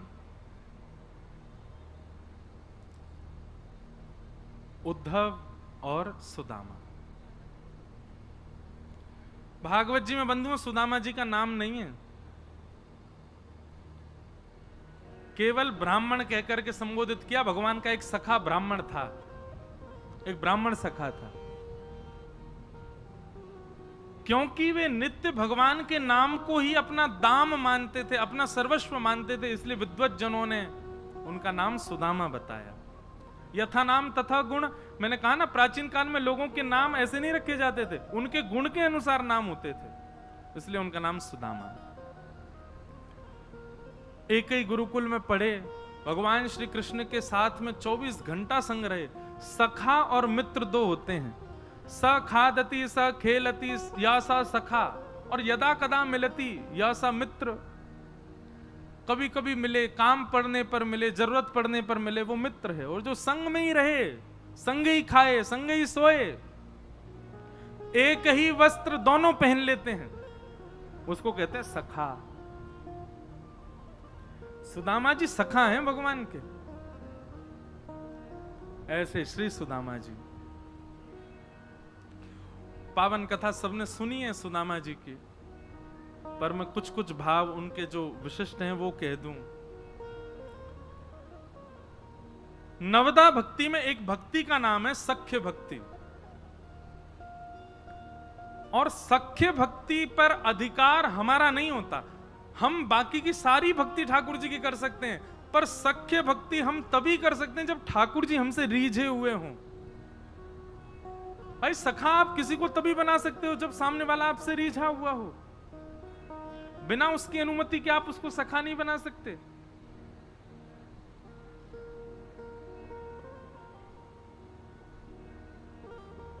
किन कारणों से ठाकुर जी रीझते हैं? ऐसे 3 कारण बताए हैं सुदामा जी के भीतर जो हैं। सबसे पहला, बहुत ध्यानपूर्वक सुनिएगा, विरक्त इंद्रियार्थेषु। श्री सुदामा जी महाराज अपनी इंद्रियों से परम विरक्त हैं। इंद्रिय विरक्त का मतलब क्या होता है? जो अपनी इंद्रियों की इच्छा पूरी ना करे उसको इंद्रिय विरक्त कहते हैं। जीव की इच्छा हो रही है, मुझे कचौड़ी खानी है, तुरंत आप गए बाइक उठा के और कचौड़ी खा ली, तो आप आसक्त इंद्रिय हो, ठाकुर जी के सखा नहीं बन पाओगे। नेत्रों की इच्छा हो रही है, उसको देखना है, तुरंत देखने पहुंच गए, तो आप आसक्त इंद्रिय हो, आप ठाकुर जी की प्राप्ति नहीं कर पाओगे। आपके सर्वांगीण तन में कोई भी इंद्रिय इच्छा प्रकट करती हो और आप लग जाते हो उसको पूरा करने में, तो आप आसक्त इंद्रिय हो। विरक्त इंद्रिय कैसा होता है? कैसी भी इच्छा प्रकट हो रही है, लेकिन उस इच्छा को जो दबा दे, उस इच्छा पर अमल करके अपनी इंद्रियों को इच्छा पूरी ना करने देवे, वो विरक्त इंद्रिय भगवान को प्रिय है। भगवान उसको भक्त नहीं बनाते, सखा बना लेते हैं अपना। अच्छा, इसके पीछे कारण क्या है? विरक्त इंद्रिय ठाकुर जी को प्रिय क्यों? भगवान कहते हैं भैया सखा बन जाएगा तो मेरे संग रहेगो, और मैं तो पूरी दुनिया में जाऊं, भक्त जो पवावे सो पाऊं, कभी अपनी रचनाओं को भावना रखूं। भक्त जो दे देगो मेरे का जी स्वीकार है। और कर्मा बाई है, वो बिना नहाए धोए खिचड़ी बनावे, और कहां तक कहें महाराज, दांतुन करती वही खिचड़ी बनावे। और कभी कभी खिचड़ी लग ना जाए तो दांतुन के पिछले भाव से ही चला दे, और ठाकुर जी वाकू पावे के लिए मंदिर से दौड़ के आवे। हमारे अंदर दोष आएगा अगर हम आसक्त इंद्रिय होंगे तो। ठाकुर जी तो संग लेके जाए, चल भैया एक सगी बुला रही वागे खावे चलेंगे। ठाकुर जी तो पामेंगे प्रेम से हमको, अरे राम राम दांतुन ते चलाइया ने, हम ना खा रहे। आसक्त इंद्रिय। और कहीं हमने दोष देखा, ठाकुर जी कहेंगे ये तो सखा बनने लायक है ही नहीं, दोष देखता है। इसलिए विरक्त इंद्रिय। ठाकुर जी के सखा बनना है तो पहले इंद्रियों पर विजय करो।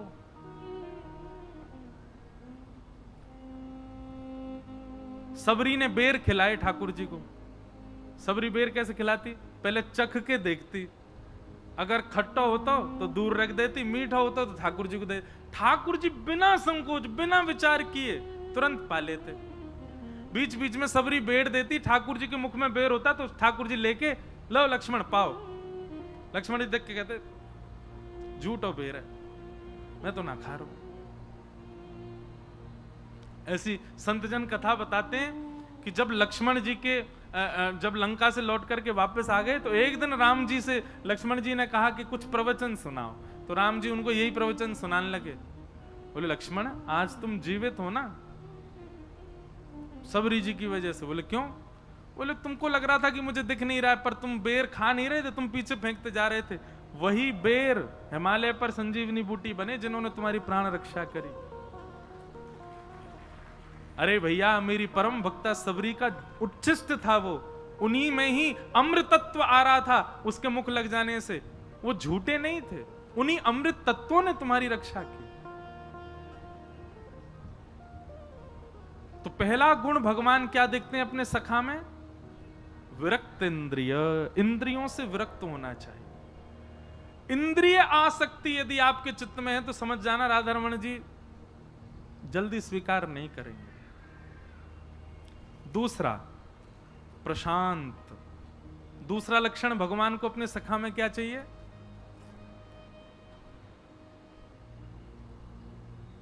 क्या चाहिए? प्रशांत। अभी स्थिति क्या है? हम बोलते रहते हैं ठाकुर जी प्रशांत रहते हैं, चुपचाप सुनते रहेंगे यूं ही बैठे बैठे। कछु सुना दो, भजन सुनाओ, कीर्तन सुनाओ, कछु उल्टो सीधो सुना दो, बढ़िया सुना दो, बुरो सुना दो, कभी नाराज है जाओ, प्रसन्न है जाओ, ठाकुर जी यूं ही बैठे रहेंगे।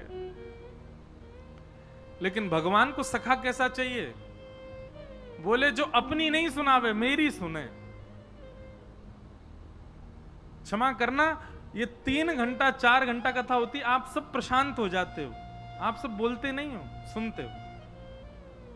जैसे 4 घंटे आप कथा में रहते हो, ऐसे जीवन में रहने लग गए तो ठाकुर जी आपको सखा बना लेंगे।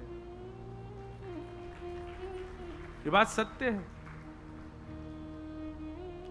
कम बोलो। 2 चीजों से आयु घटती है हमारी, एक तो बहुत खाने से और एक बहुत बोलने से। इन दोनों पर थोड़ा बेग लगाओ, बोला भी कम करो, खाया भी कम करो। और अब एक नियम बना लो भैया, इतना समय निकल गए हो, इतने बड़े बूढ़े रहते जा रहे हो सबरे, अब एक नियम बना लो, जब बोलो सो हरि चर्चा। जब बोलो सो तो वो वही बोलो जो ठाकुर जी से संबंधी हो, उसके अतिरिक्त कुछ नहीं।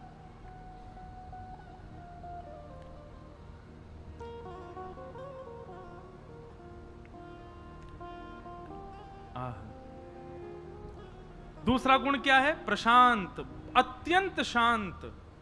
कम बोलने वाला व्यक्ति भगवान को अपना सखा लगता है। और तीसरा है जितेंद्रिय। अब यहां विरक्त इंद्रिय और जितेंद्रिय लगभग एक से लगते हैं, पर नहीं, जितेंद्रिय की एक अद्भुत व्याख्या हमारे संतजन करते हैं। जितेंद्रिय का अर्थ क्या है? बोले अपनी इंद्रियों को केवल वह वस्तु प्रदान करे जो ठाकुर जी को अर्पित हो चुकी है, उसके अतिरिक्त कुछ भी नहीं।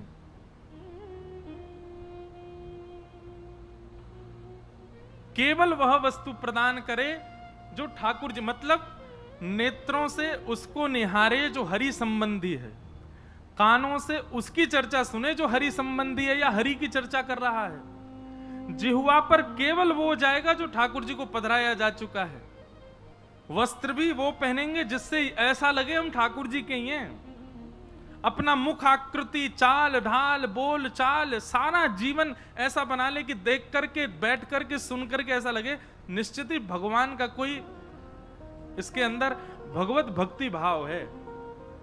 प्रत्येक इंद्रिय को केवल भगवत संबंधी वस्तु प्रदान करे, भगवत संबंध के अलावा और कुछ भी सेवन ना करे, वो जितेंद्रिय।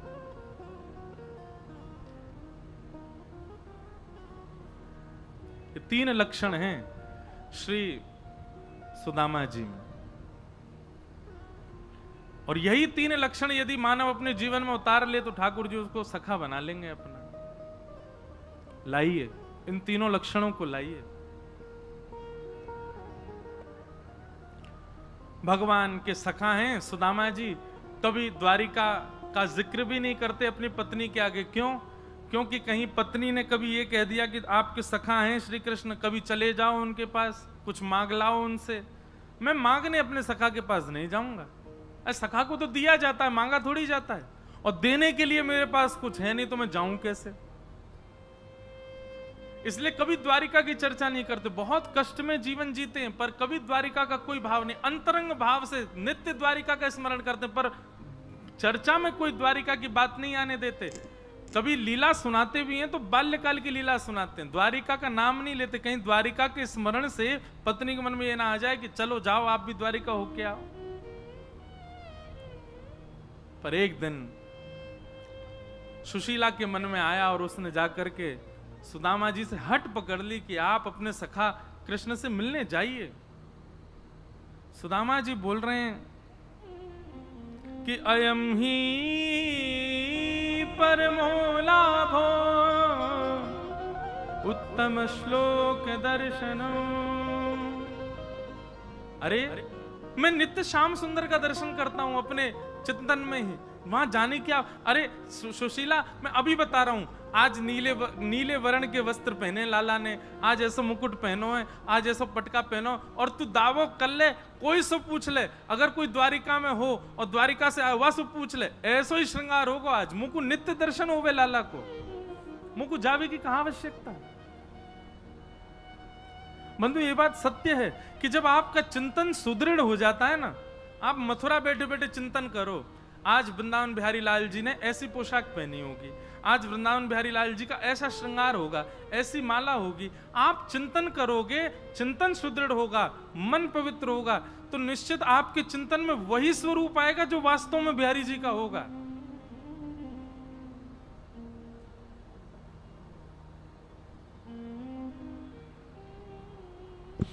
चिंतन में ये सामर्थ्य है। हमारे पंडित श्री गया प्रसाद जी महाराज और उड़िया बाबा दोनों को इतना प्रेम कि पंडित जी महाराज को खांसी होती तो उड़िया बाबा दूर बैठे बैठे अचानक से स्तब्ध रह जाते और वहां बैठे लोगों से बोलते, अरे पंडित जी महाराज को खांसी आ रही है। इतनी दूर से उनको पता चल जाता था।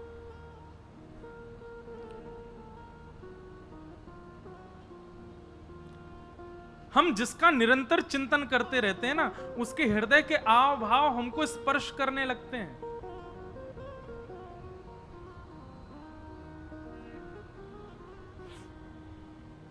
लेकिन पत्नी के बार बार कहने पर सुदामा जी महाराज गए। चलते चलते 7 दिन बीत गए पर रास्ता भटक गए। दूर नगरी, बड़ी दूर नगरी,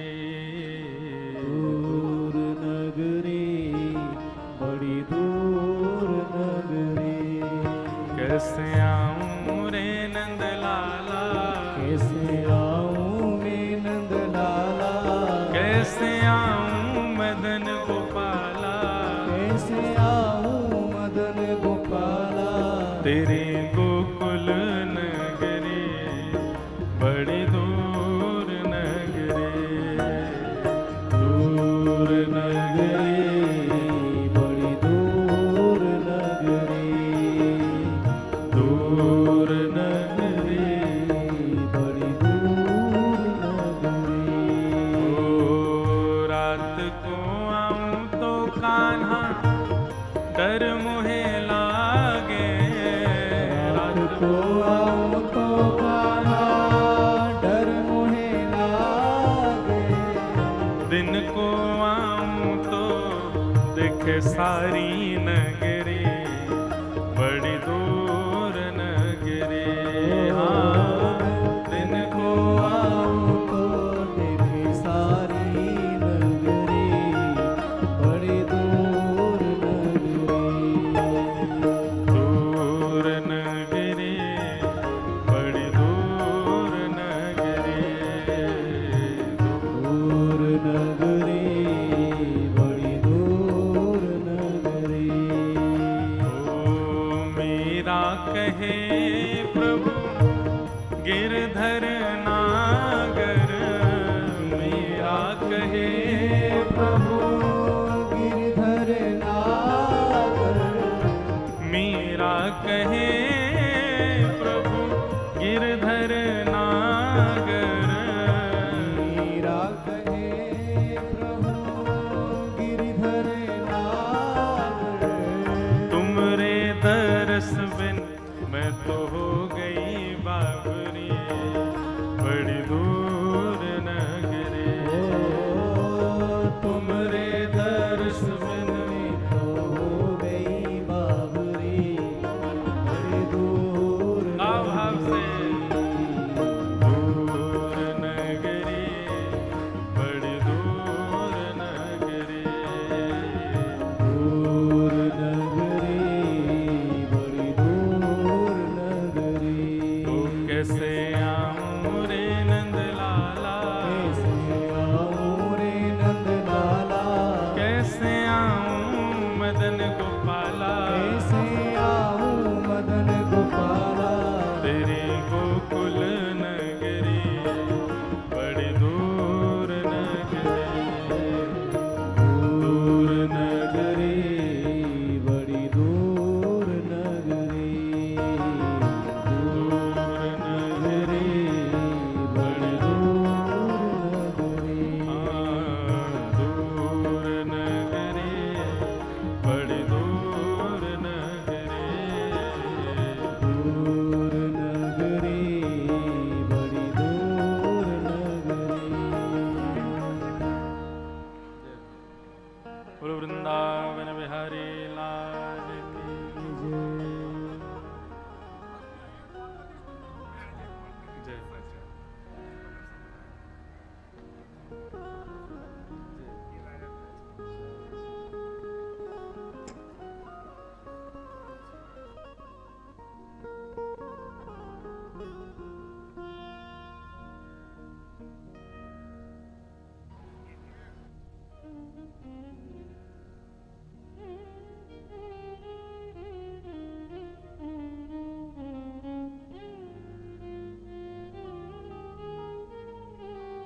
द्वारिकाधीश जी पधारे हैं कथा में,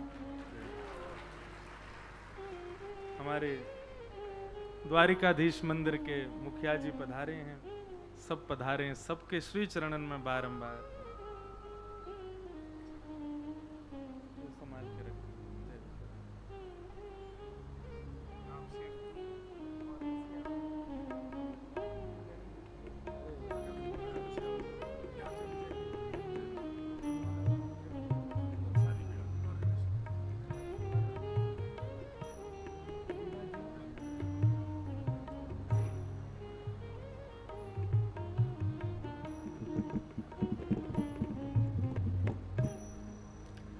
बोलो वृंदावन बिहारी लाल की जय, द्वारिकाधीश की जय।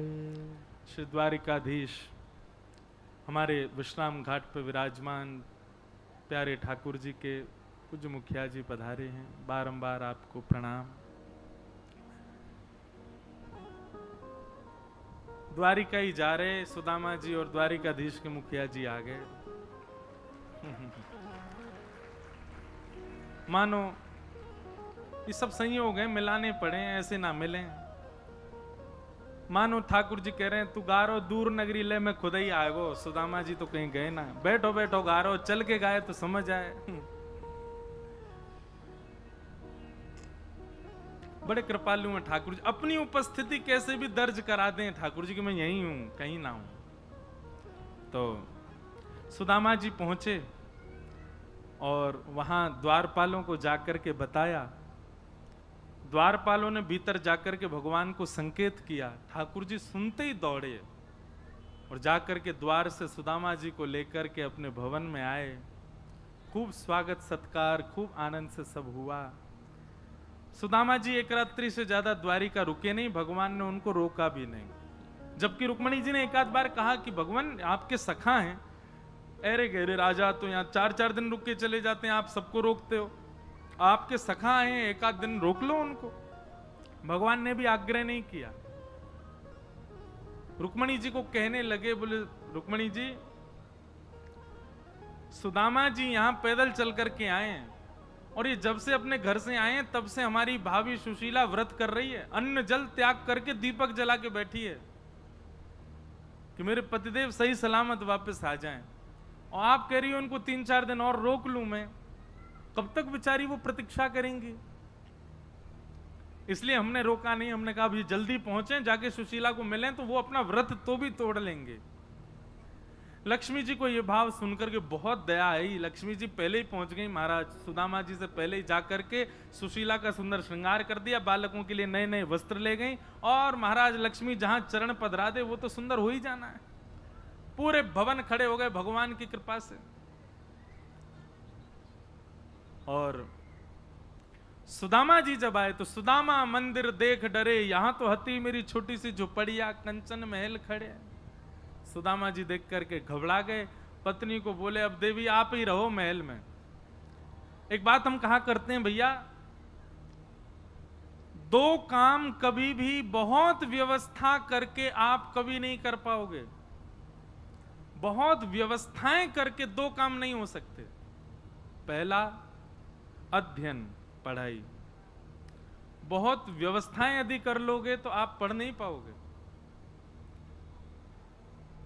कमरा में महाराज 15 तकिया लगा रखी हैं, एसी लगा रखो है, कंप्यूटर भी है, लैपटॉप भी है, आईपैड भी है, फोन भी है, स्पीकर भी है गाने सुनने को, फ्रिज भी रखी है, उसमें जूस रखे हैं, चॉकलेट धरी है और दुनिया भर के बच्चा के जो सामान चाहिए वो रखे हैं, चिप्स रखी है, पूरा वो रखी है। रात में भूख लगे पढ़ते पढ़ते कभी नहीं पढ़ेगा वो बच्चा।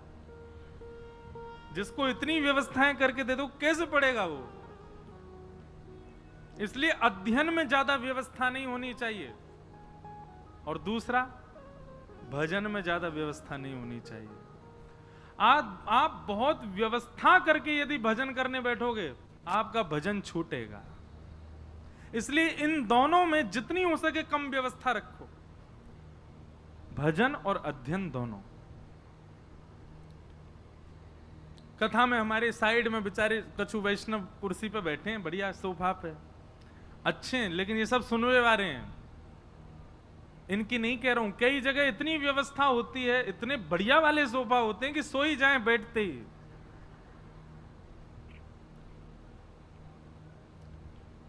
लेकिन ये सब सो नहीं रहे। आप लोग बुरा नहीं मानना, आप सब तो सुन रहे हो कथा, पर आप तो मुझे देखो, ये सब रे सामने देखें तो मैं 2 दिन तो ये कंफ्यूज में देख कौन रहे, तब वो पता चलिए वो हो 2 डिजिटल व्यास और बैठे हैं दोनों तरफ, ये उनको देखें। पर कथा, भजन, कीर्तन, दर्शन, ये जितना अव्यवस्था में करोगे उतना आनंद आएगा। आप क्षमा हैं, अगर आप वीवीआईपी दर्शन कर आओ ठाकुर जी के, आपको दर्शन का मूल्य ही नहीं पता चलेगा।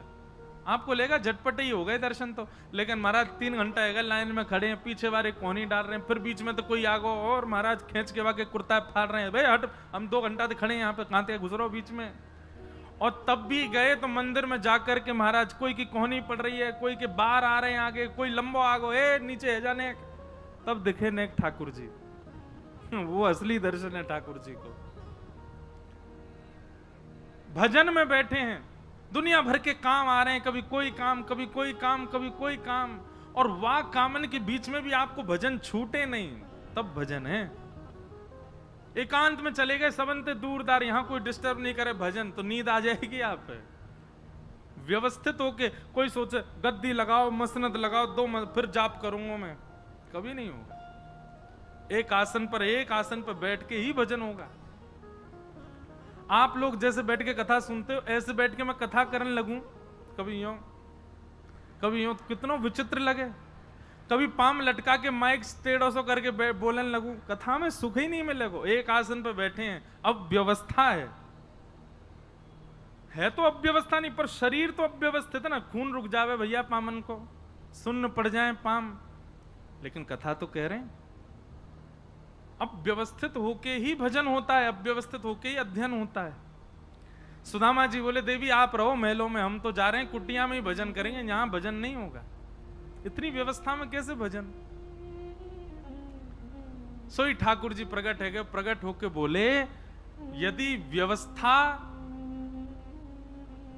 मोको अर्पित की गई है, मेरे चरणन से निकली भई व्यवस्था यदि आपके जीवन में आ रही है, मेरी व्यवस्था अपने लिए नहीं मेरे लिए व्यवस्था है, तो वह व्यवस्था में रह के भजन क्यों जा सके। सुदामा जी घर बनायो अपने लिए, गाड़ी लाए अपने लिए, कमरा बनाए अपने लिए, बिस्तर लगायो अपने लिए, सारे काम अपने लिए, तो ये आपकी व्यवस्था है। पर घर बनायो कौन? हमारे गोपाल जी विराजेंगे।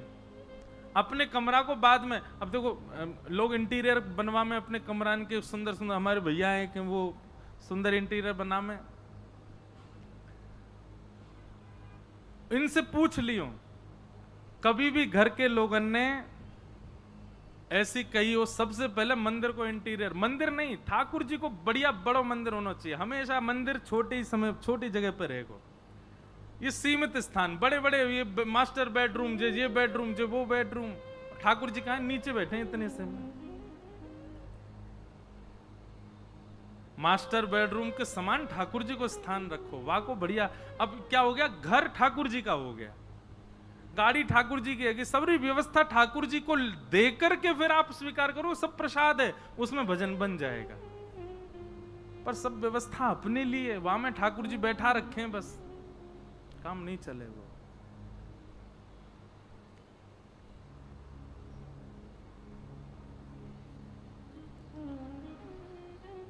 सुदामा जी को भगवान ने कहा, सुदामा जी यदि व्यवस्था मेरे लिए हो और मेरे को दी गई व्यवस्था प्रसाद रूप में आप स्वीकार करो, तो वो व्यवस्था मति बिगाड़ेगी नहीं, वो व्यवस्था तो भलाई करेगी, मंगल ही करेगी।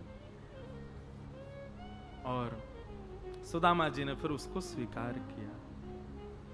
एक बहुत सुंदर पद है, मैं कभी कभी गाऊं, हे मारा गिरधर लाल थारो नचायो नाचू रे, मारा गिरधर लाल थारो नचायो नाचू रे, मारा गिरधर लाल थारो नचायो नाचू रे, मारा गिरधर लाल थारो नचायो नाचू रे, हे मारा नट राजा थारो नचायो नाचू रे, मारा नट राजा थारो नचायो नाचू रे, हे मारा गिरधर लाल थारो नचायो नाचू रे, मारा गिरधर लाल थारो नचायो। अंतरा कितने सुंदर है, थारे घर में रहूं निरंतर, थारो ही हाथ चलाऊं,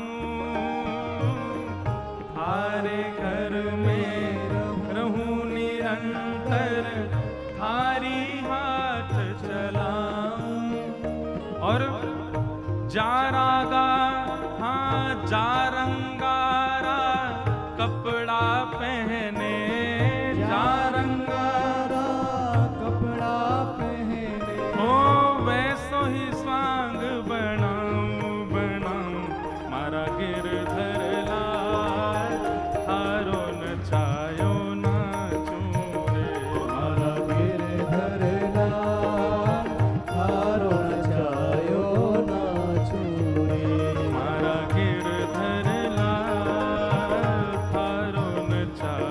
न चूरे।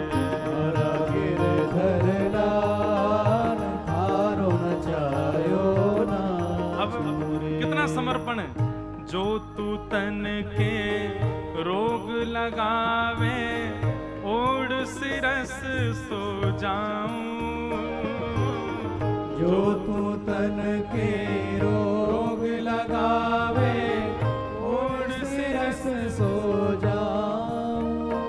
हाँ, जो तू तन के रोग लगावे, ओढ़ सिरस सो जाऊं। जो तू तन के रोग लगावे, ओढ़ सिरस सो जाऊं। हे जो तू काल रूप बने आवे, जो तू काल रूप मतलब मेरी मृत्यु बन के आ जाओ। आवे। जो तू काल रूप बन आवे, जो तू काल रूप बन आवे। तो लपक गोद में आऊं मैं आऊं। मारा गिरधर लाल थारो नचायो ना चूरे। मारा गिरधर लाल थारो नचायो ना चूरे। हे मारा नट राजा थारो नचायो ना चूरे। मारा नट राजा थारो नचायो ना और चूरे। उल्टो सुलटो जो कछु कर ले, मंगल रूप लखाऊं। उल्टो सुलटो आप चाहे जो करो कछु मेरे साथ, कर मेरे लिए आप ले, मंगल रूप ही रहोगे। बना। हाँ, उल्टो सुलटो जो कछु कर ले, मंगल रूप बनाऊं। उल्टो सुलटो जो कछु कर ले, मंगल रूप बनाऊं। हाँ, थारी मन चाही मैं प्यारे। थारी मन चाही में प्यारे। ओ थारी मन चाही मैं प्यारे। थारी मन चाही में प्यारे। मैं अपनी चाह मिलाऊं मिलाऊं। मारा गिरधर लाल थारो नचायो ना चूरे। मारा गिरधर लाल थारो नचायो ना चूरे। ओ मारा नट राजा थारो नचायो ना चूरे। मारा नट राजा थारो नचायो ना चूरे। ओ मारा गिरधर लाल थारो नचायो ना चूरे। गिरधर लाल थारो नचायो ना चूरे। ओ मारा गिरधर लाल थारो नचायो ना चूरे। मारा गिरधर लाल थारो नचायो। एक पंक्ति और बहुत सुंदर है, बहुत सुंदर पंक्ति। घर का प्राणी कहा ना माने, मन मन खुशी मनाऊं। घर का प्राणी कहा न माने, मन मन खुशी मनाऊं। मेरे घर के लोग मेरी बात नहीं सुनते, लेकिन मुझे इससे बड़ी प्रसन्नता बढ़िया है। ना मानेंगे तो इनसे मोह मेरो कम होएगो। घर का प्राणी कहा न माने, मन मन खुशी मनाऊं। घर का प्राणी कहा न माने, मन मन खुशी मनाऊं। हे थारे इन मंगल विधान में, थारे इन मंगल विधान में, ओ थारे इन मंगल विधान में, थारे इन मंगल विधान में, मैं काहे टांग अड़ाऊं अड़ाऊं मारा गिरधर लाल थारो नचायो ना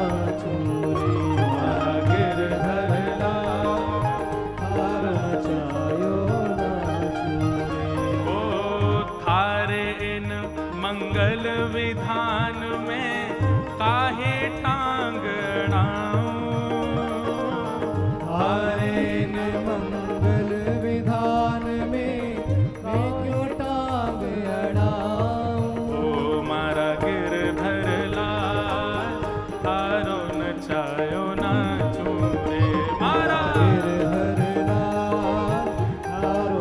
भुजा उठा के करताल बजा के गाओ मारा नट राजा थारो नचायो नाचू रे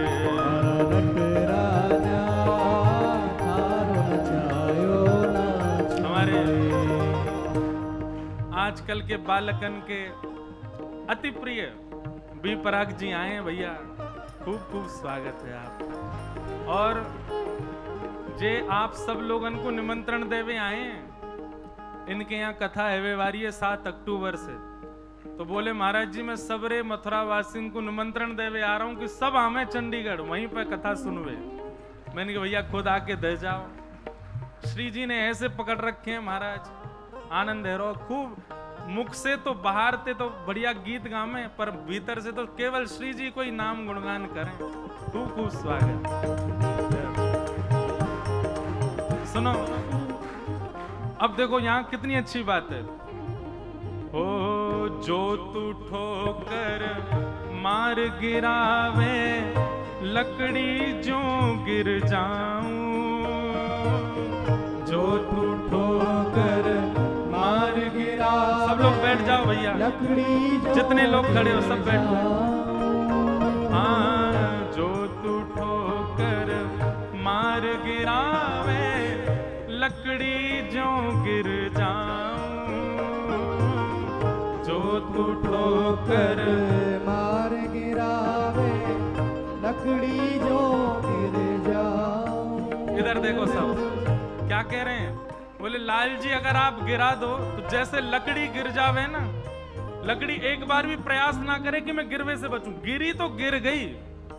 जो तू ठोकर मार गिरावे लकड़ी ज्यों गिर जाऊं, पर आगे क्या कह रहे हैं, जो तू माथे ऊपर बिठावे, जो तू माथे ऊपर बिठावे, हाँ जो तू माथे ऊपर बिठावे, जो तू माथे ऊपर बिठावे, मैं तो भी ना शर्माऊं हमारा गिरधर लाल थारो नचायो नाचू, हे मारा गिरधर लाल थारो नचायो नाचू, हे मारा गिरधर लाल थारो नचायो नाचू रे मारा राजा थारो नचायो नाचू, हे मारा गिरधर लाल थारो नचायो नाचू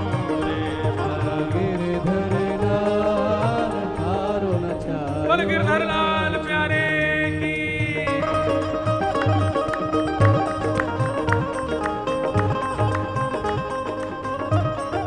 द्वारिकाधीश की।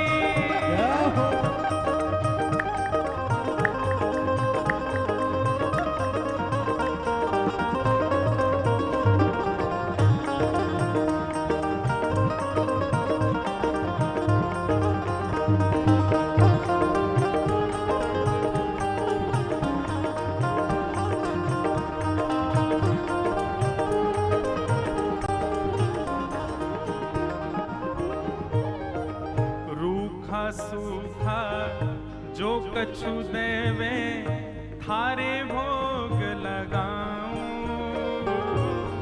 रूखा सूखा जो कछु देवे थारो ही भोग लगाऊं, रूखा सूखा जो कछु देवे थारे ही भोग लगाऊं, रूखा सूखा जो कछु देवे थारो ही भोग लगाऊं। कह रहे हैं रूखो सूखो मिल जाए तो वो भी स्वीकार है, लेकिन खीर परुसिया छाछ राबड़ी, खीर परोसिया छाछ राबड़ी, खीर परुसिया छाछ राबड़ी, खीर परसिया छाछ राबड़ी, तुम दौड़ प्रेम सो पाऊं हाँ पाऊं मारा गिरधर लाल थारो नचायो नाचू,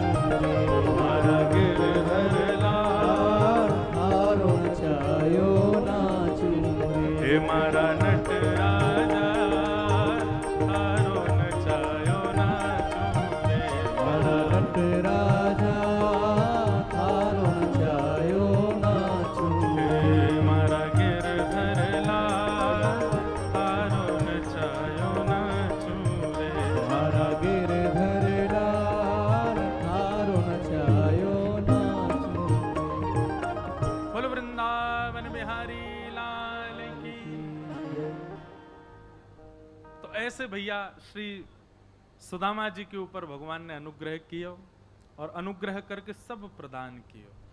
अब सब लोग यहाँ को देखो, कथा सुनो, कल से दुनिया देख ली हो, आज मुंह को ही देख लो।